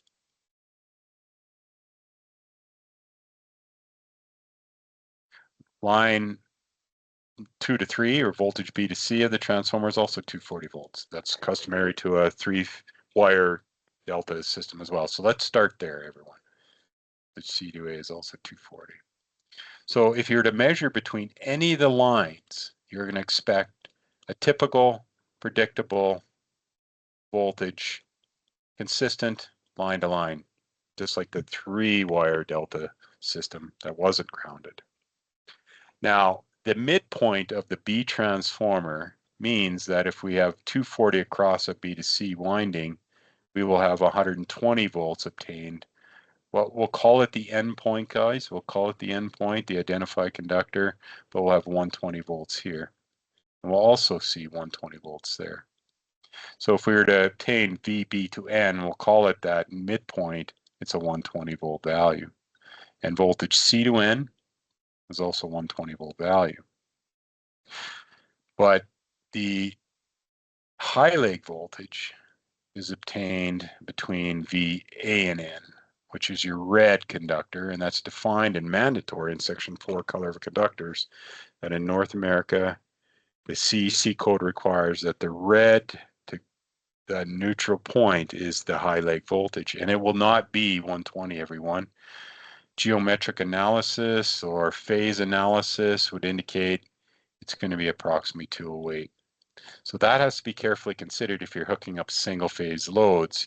Typically only single phase loads, if served, can only be shared B to N or C to N. And that indication has to be provided at the equipment. No connection can be made. A known 120 volt load can be connected between red and neutral in the panel, and it has to be somehow barriered or prevented from happening. In a 3-phase 4-wire Y system, red, black, blue shared with neutral, normal. Circuit 1, circuit 3, circuit 5, as we've seen. In a panel that's providing power from a delta 4-wire transformer, they either have to separate or barrier the red bus bar to prevent single phase loads from being connected, or separate panel service entrances, meaning a separate 240 volt 3-phase panel fed by line 1, 2, and 3, and a separate single phase 120 240 volt panel served by your black and your blue conductors in the system. Everyone, and that is the idea of a delta high leg system. So again, if we could give you the idea of that's a solidly ground system by design, what I would like to do though is take you back to section 10 and mention that that's where the conductor to be grounded in that system is mentioned, 1028E. But I would like to bring up section 4, and the idea of 4032, guys, a little bit tonight in the code book, representative color of conductors. And it defines which conductor in a delta 4-wire system has to have the high leg voltage. Sorry, guys, I'm jumping around here a bit. Let's maybe go back to section 4. And I'm just going to zoom down here, hopefully fairly quickly. I've lost my page reference here.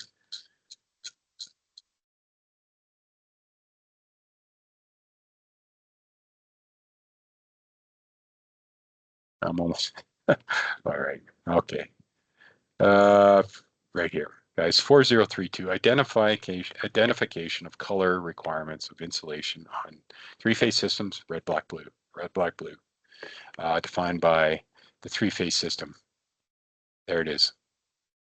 In a three-phase AC system, one red, phase A, one black, phase B, and one blue, phase C, and one white where a neutral is required. Three-phase, 4-wire Y system. It is also mentioned right here, guys, in 4032 subrule 4 to 5, where the midpoint of one phase of 4-wire delta system is grounded to supply lighting as similar as the conductor insulation shall be color coded in accordance with subrule 3, red, black, blue, line 1, 2, and 3.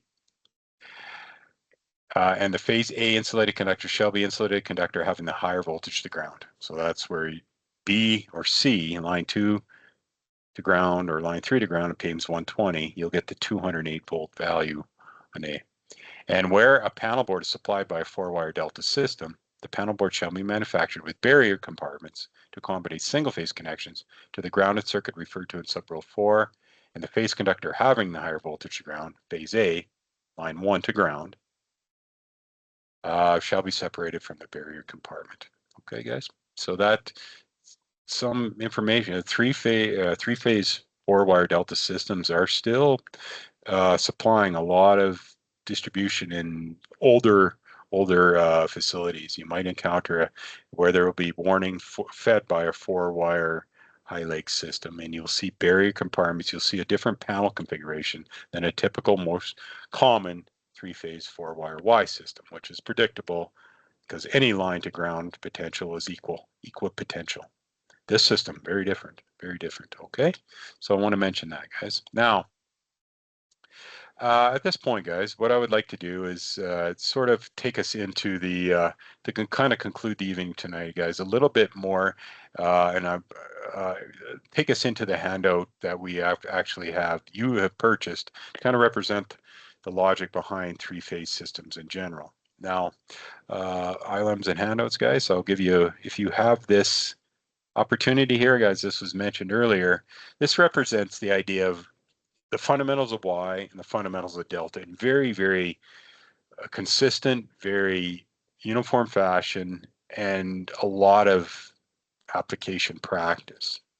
Now, if we want to change from a Y to a delta system or a delta to Y system, we can change system configurations.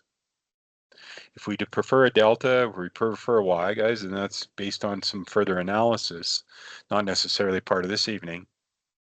We do it through a transformer bank.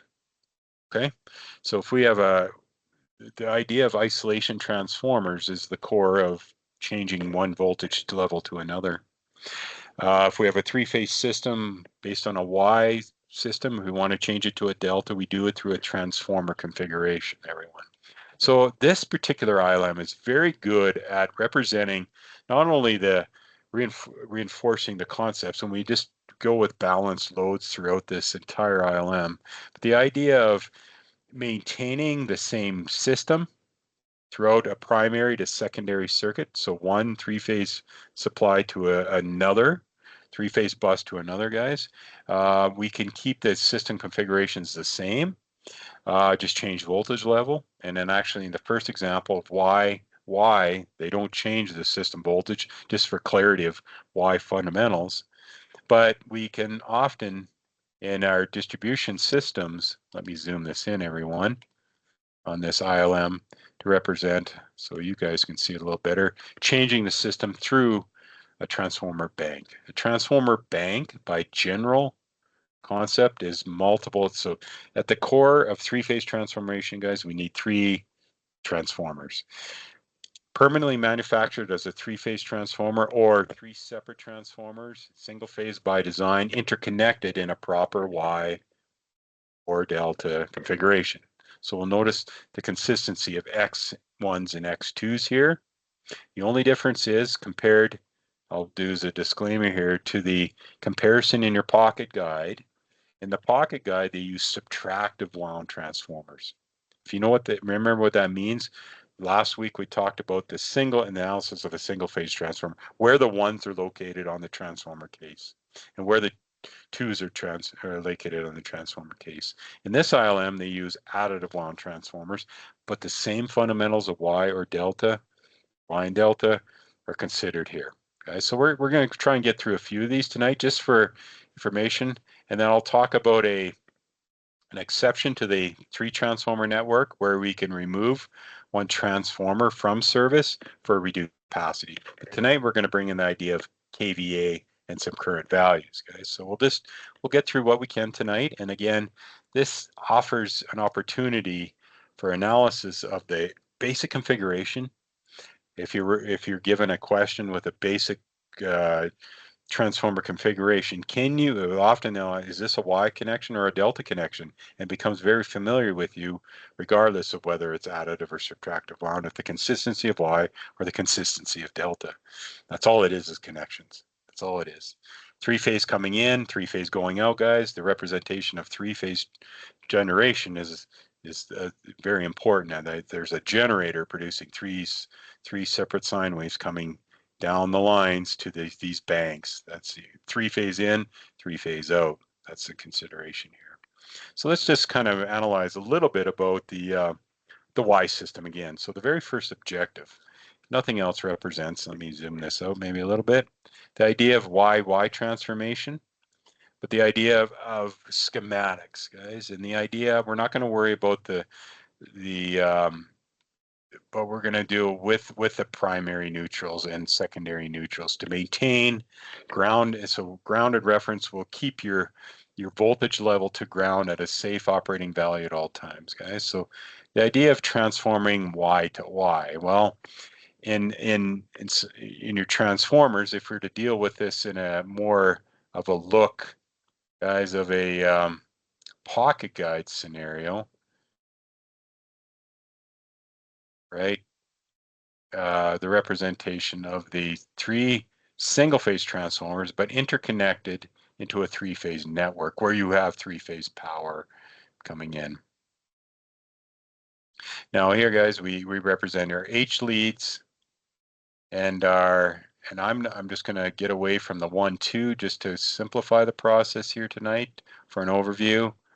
But the idea of recognizing a Y connection without too much study, without just sort of a visual reference, right? The idea of a Y primary will often find a four-wire distribution network, primary or secondary, but the guise of interconnecting a common point, if you always see the same side of the transformers connected together to a common, and then your lines coming in on the other H sides, guys, that defines a Y characteristic. So that primary circuit, if it's Y, you'll find the same sides of the transformers connected together effectively, either going back to a common neutral line at once or commoning the particular H windings, the same sides, guys. That's very much a consistency of Y. I think we've analyzed that tonight, right?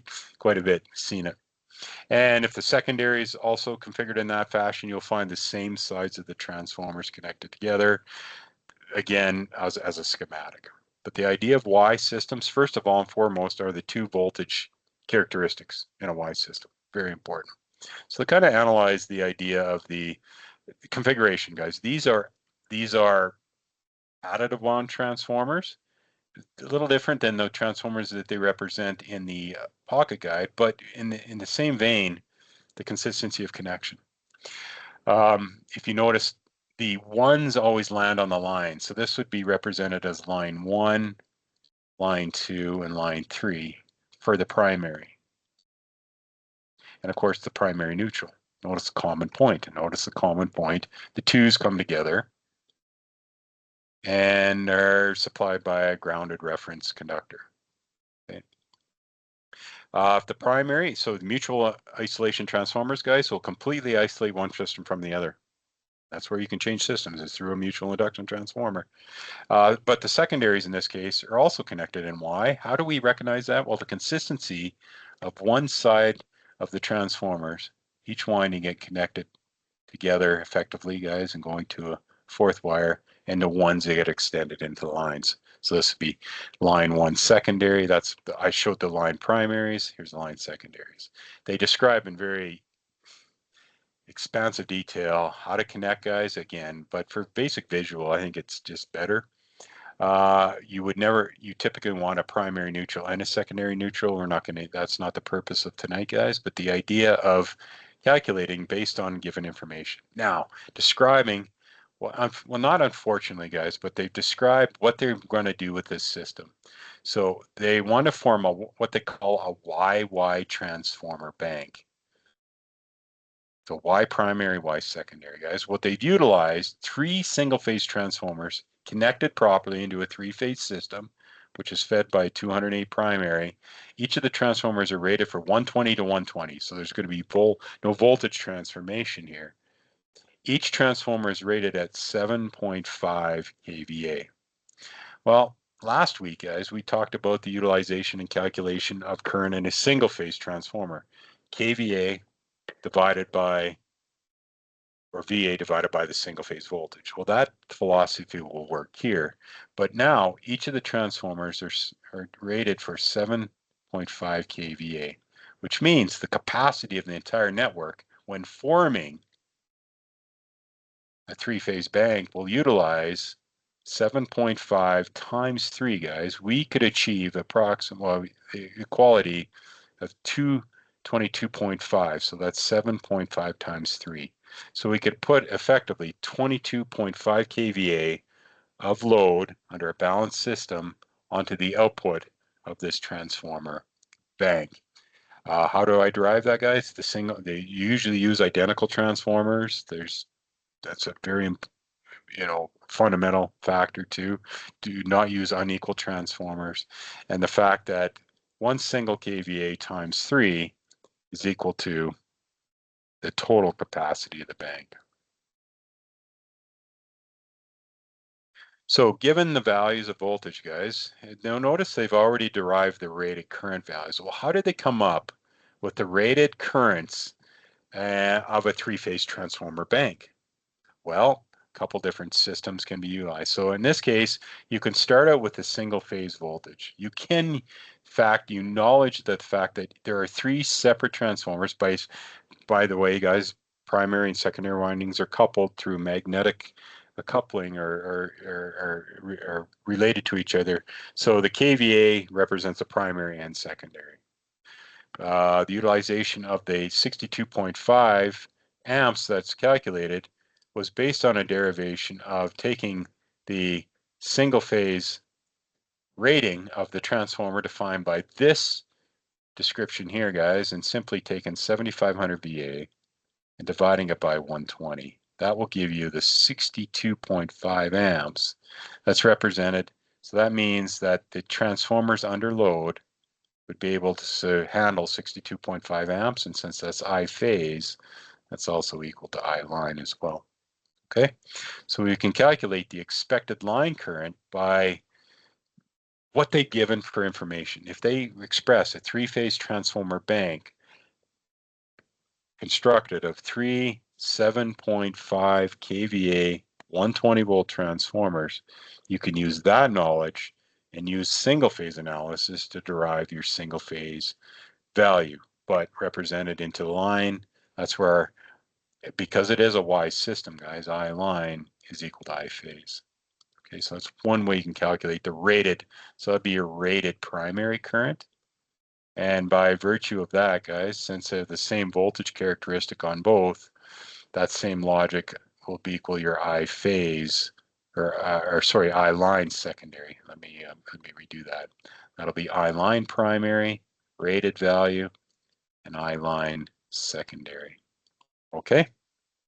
Now, that's the way the representation of the method they've used, guys, is represented as knowledge of knowing that there are 3 single-phase transformers of this characteristic. But another way to do this, guys, is often represented if you purchase this transformer, usually on the nameplate, it just gives you the total capacity, Y or delta. So another way to describe this, guys, would be a common system, because they would say it's a 208 volt primary, 208 volt primary line voltage, and a 208 volt secondary line voltage. Often what they'll represent is a characteristic just given the line capacity or the line voltage. Well, based on the fact they'll just say the entire bank is rated for, let us say the transformer is a 22.5 kVA transformer. That's all they'll say. They won't differentiate the single, but you could allude the fact or assume that there are identical transformers, so you could divide it, but they'll just say it's a 3-phase transformer rated at 22.5 kVA, output line voltage is 208, primary line voltage is 208, guys. And there is that formula that I want to use tonight, that you have flexibility in calculating using if knowledge of it's a 3-phase transformer, guys, it's usually one nameplate value indicative of the whole transformer. So again, back in our evening notes here, guys, I'm doing some jumping around. I want to take you back to the typical standard formula sheet and this formula right here. The total capacity in VA of a balanced 3-phase system is line times root 3, or a line times 1.73. You can utilize that as well to calculate your expected line current under balanced conditions, confirming or supporting another method of calculating because that's what you're sizing is your line conductors, guys, based on the installation of the transformer. The phase windings are already part of the interconnection of the transformers inherent with the connection there. All right, so guys, I want to represent another method based on supporting where we could calculate 62.5 amps. That Chris is going to show you how to use that number to size the proper conductor size based on section 26, based on the dry type liquid filled transformers. That's another evening with you guys. We're just doing the basic idea of calculating the rated values under load. All right, so if we utilize that S total formula, I think it was mentioned, I'm just going to use it in the same order that they represented it. It's a line formula, so we'll only use balanced situations, guys. So we can do it without going to the phase value, and then is it Y or delta to see if your line value is the same.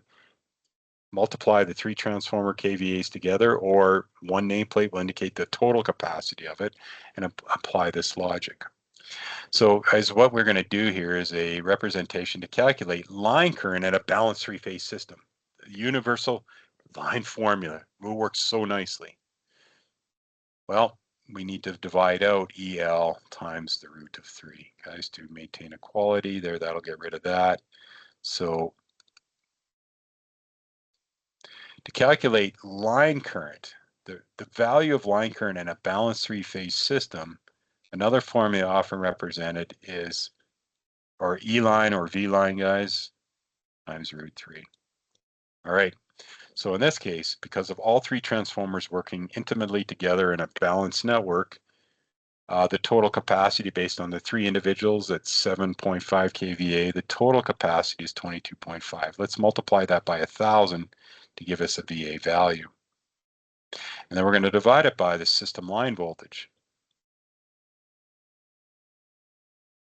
And we're going to find, in this case, because this primary line and the secondary line are identical values in there, guys. Let's just, I'd like to show you the Sharp platform tonight. These just give me a minute here. I'll bring it up on the screen here. I meant to have that up earlier, but I'm going to bring up the Sharp emulator right there. All right. Now, when you're doing a 3-phase calculation based on balanced systems, So it was 22.5 kVA. To convert it to a VA equivalent for to get it to the base amps, that's equivalent of 22,500. A couple different ways you can do this, guys, but one way, if you're going to put the multiply symbol in there, it's important to put brackets in. So if we divide this by system line voltage, which is 208, the individual transformer coil voltage is 120. And if we multiply it, guys, you have a square root function. It's not in the same part if you were using this, the EL546 or the EL520, but I like to utilize that quite often, or 1.73 will work quite nicely. You're going to see that your value or line current, which is the connection requirement of your conductors, will achieve approximately the same current derived off phase analysis. Using single phase analysis in the three-phase system can be utilized at any time, but when it's a transformer bank to size the required conductors, we're seeing that our I line can be derived differently. Method number 2, as I often qualify it as.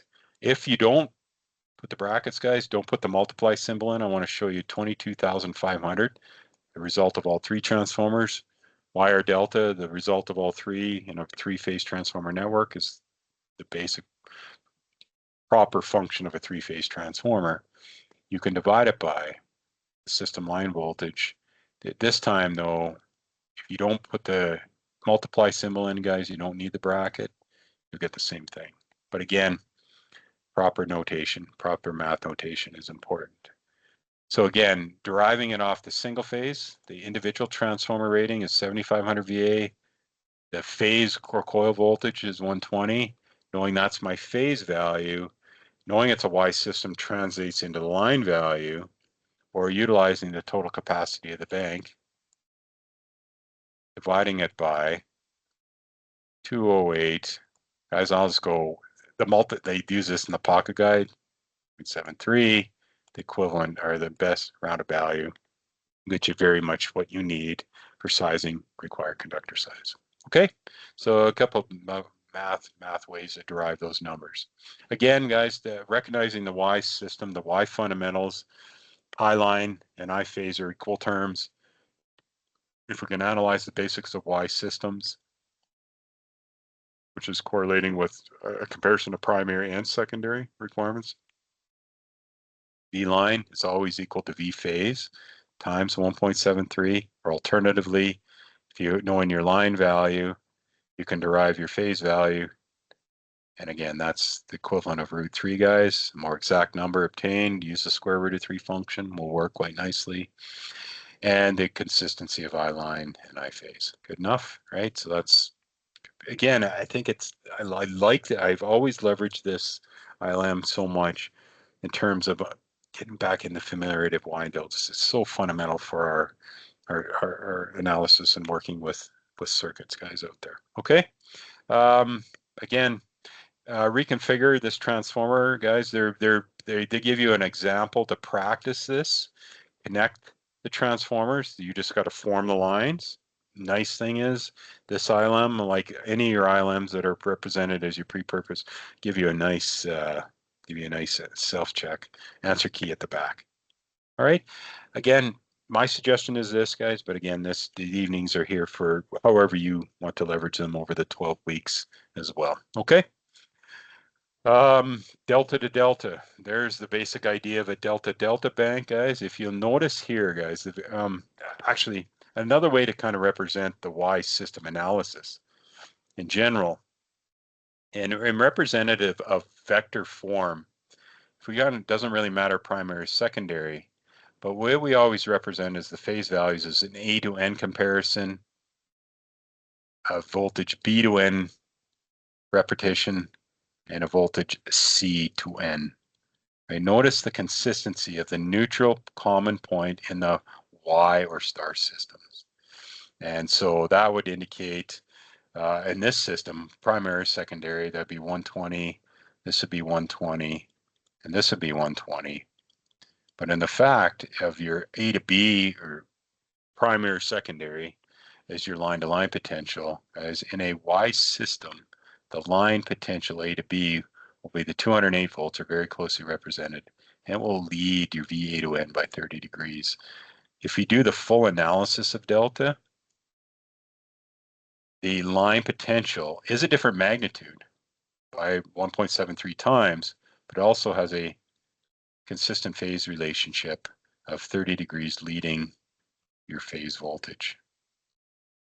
And the third one, guys, if we did the full, it's like a Mitsubishi symbol. If you filled it all, whatever, the idea of voltage C to A represents the 208 leading the VC to N by 30. But the three line voltages are separated by 120 from each other, and the three phase voltages are separated by 120. Okay, that's the basics of Y systems. And delta representation is just with the 3-wire one. Okay, so that was the YY practice, guys. The delta, they have a delta primary, delta secondary, so you're not changing the system. And when you represent the basics of delta only, VAB, there's no AN, there's on a typical 3-wire delta, it's simply the order and repetition of voltages. Phase and line are equal values, voltage-wise, guys. So AB leads VBC, which leads VCA, and then we repeat again. So we tend to rotate everything in a counterclockwise fashion when we analyze it with vector graphics here. And it makes sense. You go A, you go B, and you go C. So no matter which your comparison, you always see a consistency, right? AB followed by BC followed by CA. So in the representation of line comparison, guys, your transformers, if we were to analyze and look at a delta, if it's connected delta, look at each transformer winding. Let's go back to the Y. I'm just jumping around a bit. But if you look at anything in the, let's do in the preformed connection here, guys, jumping around a bit. Where did they give you the connection? It was way back here. My apologies. I'm jumping around a bit. Notice transformer A, or transformer 1, transformer 2, and transformer 3. We'll call them that this time. A potential, line 1 to N, followed by B, line 2 to N, and the consistency of transformer 3, line 3, or C to N. Notice the variation of voltage is always an N comparative. So based on a 208 volt incoming line system, you'd see only 120 across each transformer winding. Delta, though, is line to line, line to line, line to line, guys. Very different. You're not going to see an N potential except for the delta 4-wire. But now I'm going to get on a consistent page here with you guys. So notice the connection of delta defined by A, B, B, C. It's a natural order of things. CA. AB, if you follow left to right, AB, B, C, CA. Now, and then it's a little more confusing with the additive wound transformers where your ones are on the opposite, and your ones are on the opposite side, but there is still a consistency. So this would represent your, it just kind of inverts the polarities. This will be AB, this will be B and C here, and this will be A and C here, guys. So you're going to notice a consistency. It looks a little weird, but if you were to go backwards, you got C, A, B, C, and A, B represented there. And the connections are still formed. Any voltage value here, voltage here is represented because it's right across the entire transformer winding or coil. It's the same value, same voltage. Okay, so again, it's easier to visualize with the subtractive wound with the way they sort of represent it in the pocket guide, but there's still a consistency here. Ultimately, everyone, the idea of calculating rated currents is knowing the connection, whether it's delta or Y, is the first and foremost fundamental for calculating values of the system. This particular transformer bank is a delta to delta, so same fundamentals on the primary and secondary, but there's two voltage characteristics. So it's a step down delta-delta bank. So it's formed in a 3-phase bank. All right, guys. The individual rating of each transformer is indicated as 6.5 kVA. So calculations of rated line currents are the normal calculation, everyone. But how they get there, how you get there, depends on sort of two methods. Analyze it with single phase analysis or analyze it overall with a three-phase connection. Well, they define, so 600 volt primary steps down to a 480 volt secondary, guys. So each transformer, primary to secondary, is designed for a primary winding H to H with a 600 volt characteristic. And the secondary, if we just analyze one transformer at a time, 480 volt characteristic. So 600 to 480 is a step down ratio per transformer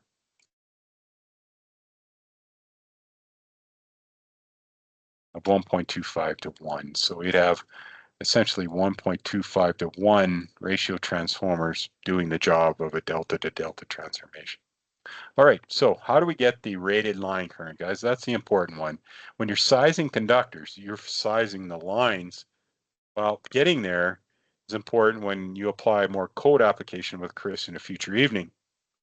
Well, one way to describe it is a delta. As soon as you see wire delta, guys, that term eludes the fact that it is a three-phase system. There's no delta single-phase system. There's no Y single-phase system. It's an interconnection of three basic devices, right? That's the idea there. Well, getting to the line value, guys, a couple different ways. You can start with the idea of this single phase transformer rating. Each 36500 or 6.5 kVA transformers are connected in a delta network. Start with your known phase voltage and your known single phase, that gets 10.83.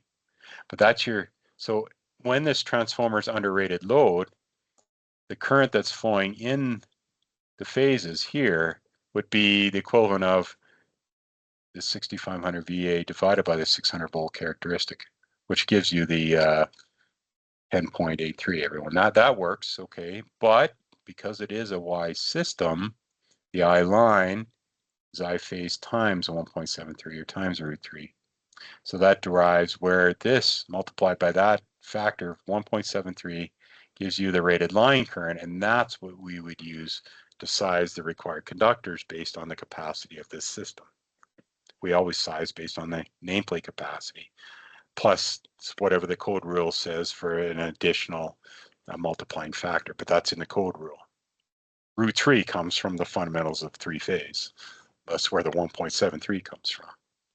So, and then they said because it is a delta system, we know, or you can apply the fact that I line is equal to I phase times 1.73, guys. That's how we derive that. And the secondary current is based on the fact that it is a reduced voltage. So the individual primary VA is equal to the secondary VA. That derives 13.5 amps times 1.73. Everyone will give you the rated line current on the secondary. Well, the idea of that, guys, can be thought of, but method number 2 could be the similar approach to our Y analysis a few minutes ago. Our line formulas: S total, capacity of the three-phase system, E line, I line, √3. All right, and similar to before, I line can be derived by taking our total capacity based on the 3 transformers and dividing it by. Now, let's derive this number up here, another method, 18.76. Okay, guys? Well, your capacity of all 3 transformers, 6.5 kVA, so 6.5 times 3. In my head, that's equivalent of 19.5 kVA, 19.5 times 1,000. All 3 transformers working together, the total capacity is any single phase transformer VA rating times 3. And then the system primary line voltage, which is the same as the phase voltage, we'll use 600 again. So this would be our I line primary, guys. This is what, or my rated value. So let's just do that. 19,500 divided by 600 times 1.73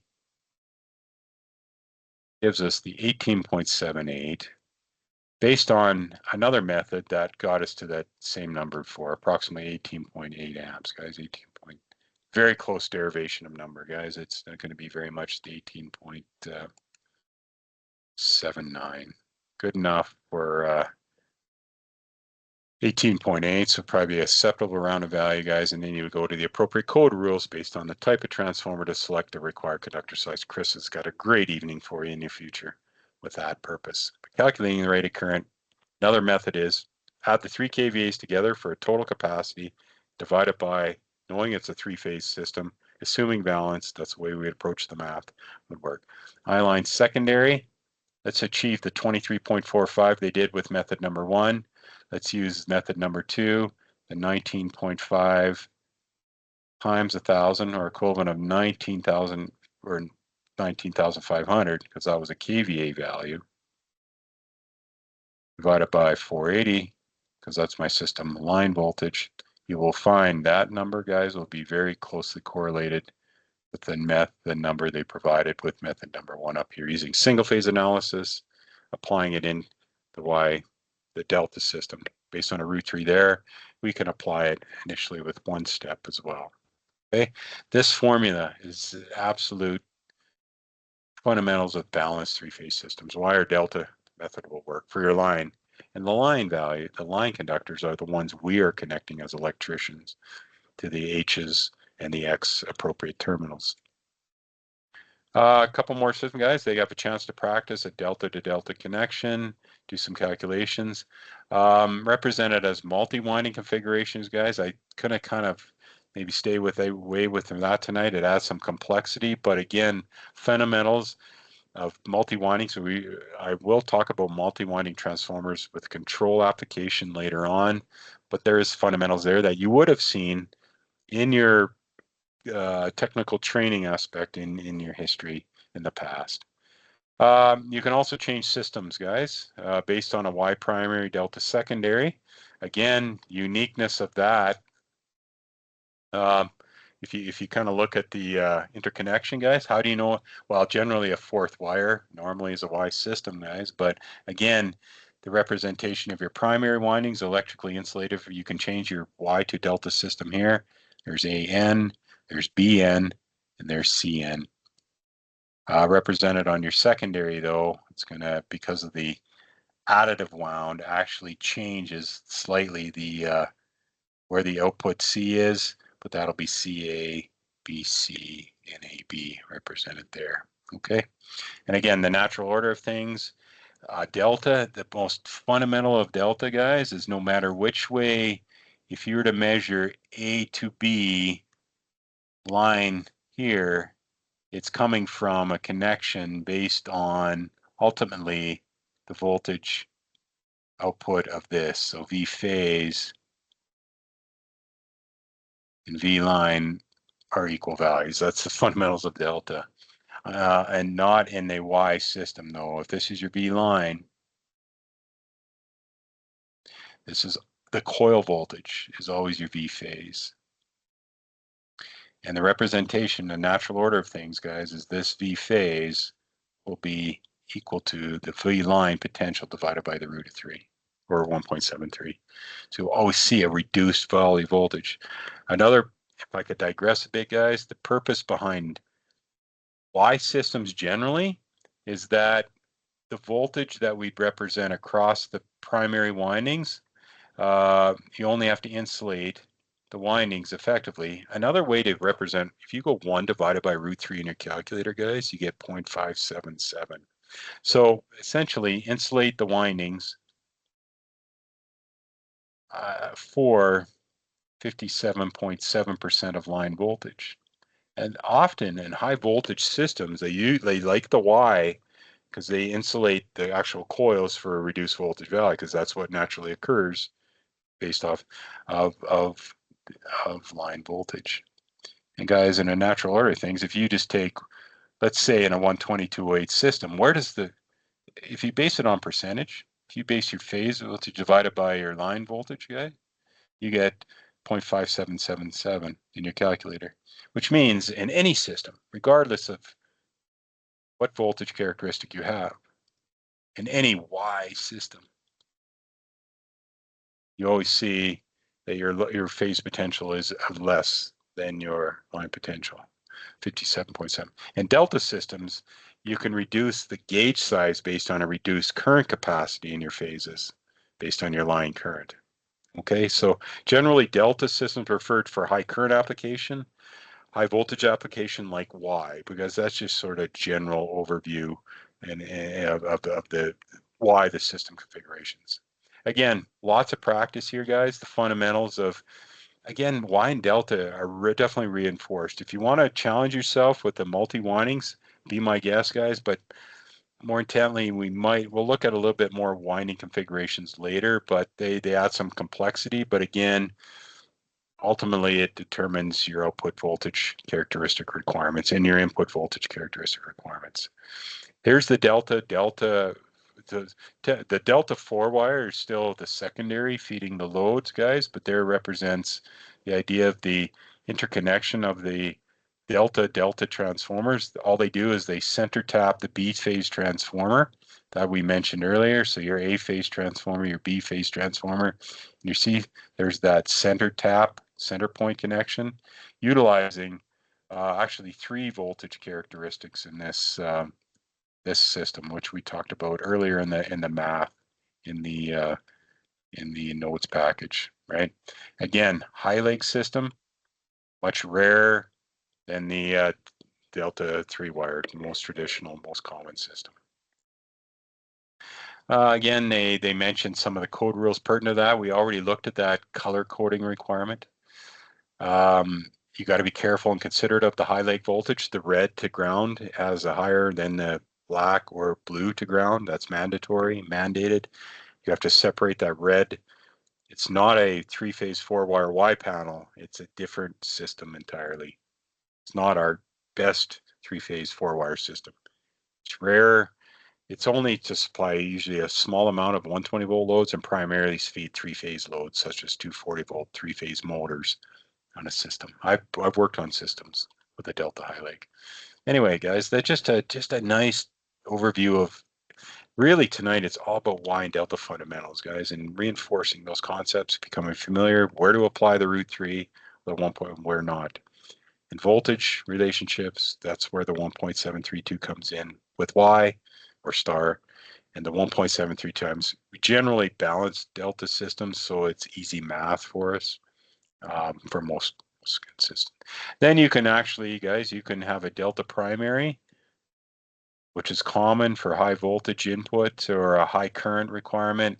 And there is your traditional, guys, 3-phase 4-wire distribution system. That's fundamental and typical of Y, guys. That's a safe fundamental, not the unsafe one is, or can be, is the unpredictability between your red to ground and a delta 4-wire, not with a properly functioning Y system. You get consistent phase voltage amongst any line conductor to ground. We get that consistent voltage characteristic there. 120 in all cases, or 277 in all cases, or 347 in all cases. Well, ungrounded to ground potential, or grounded conductor.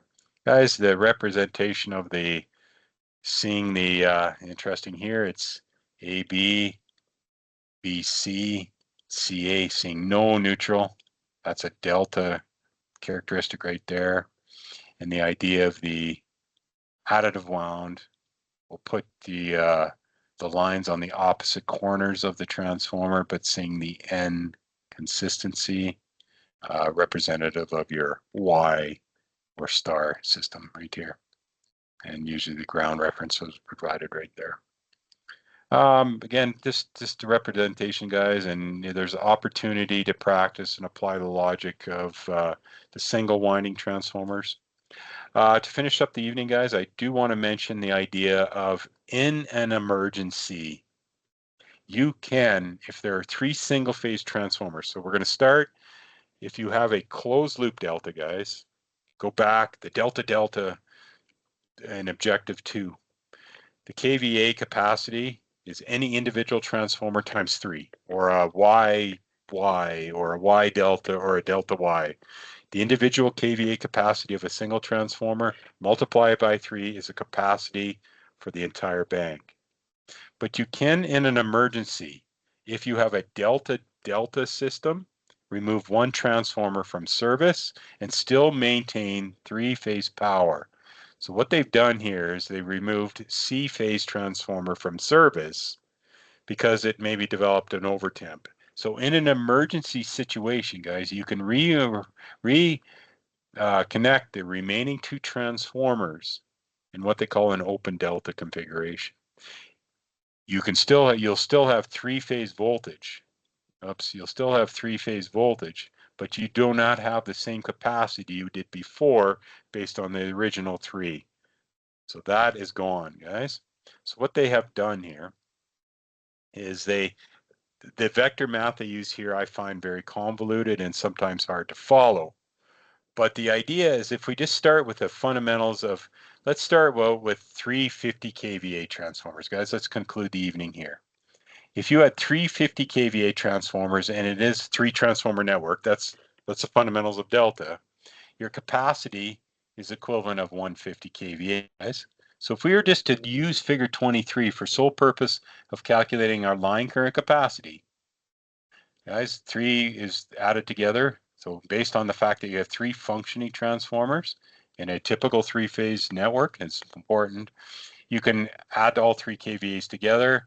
And again, we're using a 600 volt line value, guys. So if I did that same math I did earlier for you guys to calculate your line current capacity, what we could supply to a load or draw from the source is based on 600 root 3. And I guarantee you'll derive approximately the 144.3 amps. And naturally met, guys, the idea of the phase and line currents, that's where your multiplying factor of 1.732 times comes from. So in a proper functioning closed loop, normal functioning delta, 1.73 times is obtained based on your line current capacity and your phase current comparison. If you decide to remove one transformer from service, they're still nameplated as 50 kVA. A common misconception is that the reduced capacity is still based, and guys, I'm going to put this in here. This is misleading and it'll lead to an error. So you still have the nameplates of the transformers. So a thought would be, I still have 100 kVA of capacity based on one transformer removed, but that's false. It's not the case. It is fundamental now, guys. When you lose one transformer from service, you don't have the network of three joining, three corners. You only have actually one corner and two opens. And it is fundamental now that you can still, your current capacity in your phases is still based on the kVA individual. Notice that the 83.3 is obtained from the individual VA divided by the 600 volt. That won't change from closed loop, normal functioning delta to the emergency open delta network, guys. But what fundamentally changes is your line current can no longer be assumed to be 1.732 times or 3 times greater. The I phase and I line are equivalent terms or equivalent values in an open delta configuration. If you see that open delta, it's an emergency connection. If they're formed by three single phase, remove one transformer, reconnect the remaining two, still the three-phase input, and you'll still get a three-phase output voltage, but your capacity is different. All right. And if I can justify one thing here tonight, guys, with only using this, let's highlight page 27, with only using two transformers in an open delta configuration, the root 3 relationship of phase to line is lost, or the 1.73 times greater.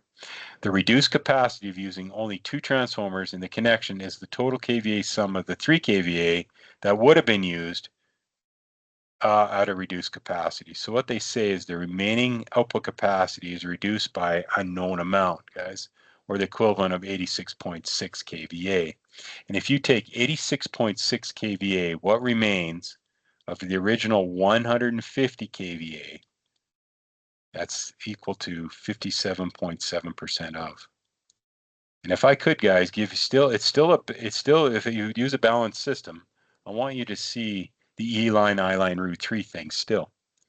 So S total is equal to E line times I line, root 3. So let's use the logic and where we derive this number right here. Well, line voltage is still 600. You can obtain that even with an open delta connection. But the line current, which is now only equivalent to the phase current, is only 83.3. Because you can still put balanced loads to it at reduced capacity, you can still use the root 3 here, guys. Well, I guarantee in your calculator, if we just quickly do it, 600 times 83.3 amps, which is equivalent of the phase current now, times root 3, we're seeing that the output capacity is reduced to approximately 86.6 kVA. As a known reduction amount, so I'll just go approximately 86,000 volt amps. That value, as compared to the original 3 nameplates, is a reduced capacity of. Or an alternative means, guys, to the reduced capacity is on the remaining 2 left in service. If you look at the nameplates, it still says 100 kVA 250s. If you divide what still remains as the kVA capacity with the remaining 2, it's probably 86.6% of the remaining 2 transformers in service. But quite often, they'll say the capacity is a known reduction from a closed loop delta, guys, is based on a known reduction. So what you can supply is reduced load in an emergency application based on an open delta reconfiguration based on removing one transformer. Okay, so that kind of gives you the overview of an emergency, and then they give you more with load characteristics, guys. But they they show you in an alternative form the reduction of capacity based on a reconfiguration. So it's an emergency. And by the way, guys, where the open delta is talked about, and this is where we're going to stop, guys. The open delta is talked about. I'm not going to talk about the Scott T configuration, which typically is not mentioned anymore, but the open delta configuration is talked about on page 77 of the pocket guide. And they kind of represent the known reductions in capacity, guys. We did it based on current, but they do it on page 77, and they do a fairly satisfactory job between pages 77 and 78 right there.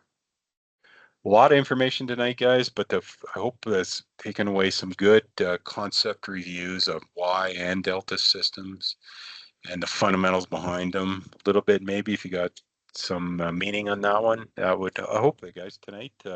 Again, we'll apply lots of three-phase logic as we continue our evenings together on the remaining part of the course. All right, so that's where I'm going to conclude everyone tonight. Have a great evening. And I'll see everyone next week. It's in the agenda what we're doing. I think I have a handout. I'll bring that out Wednesday so you have a chance to print it off. But thank you again, everyone. And if you have questions, remain on the line. If not, I will sign off here in a few minutes. Thank you. Good night.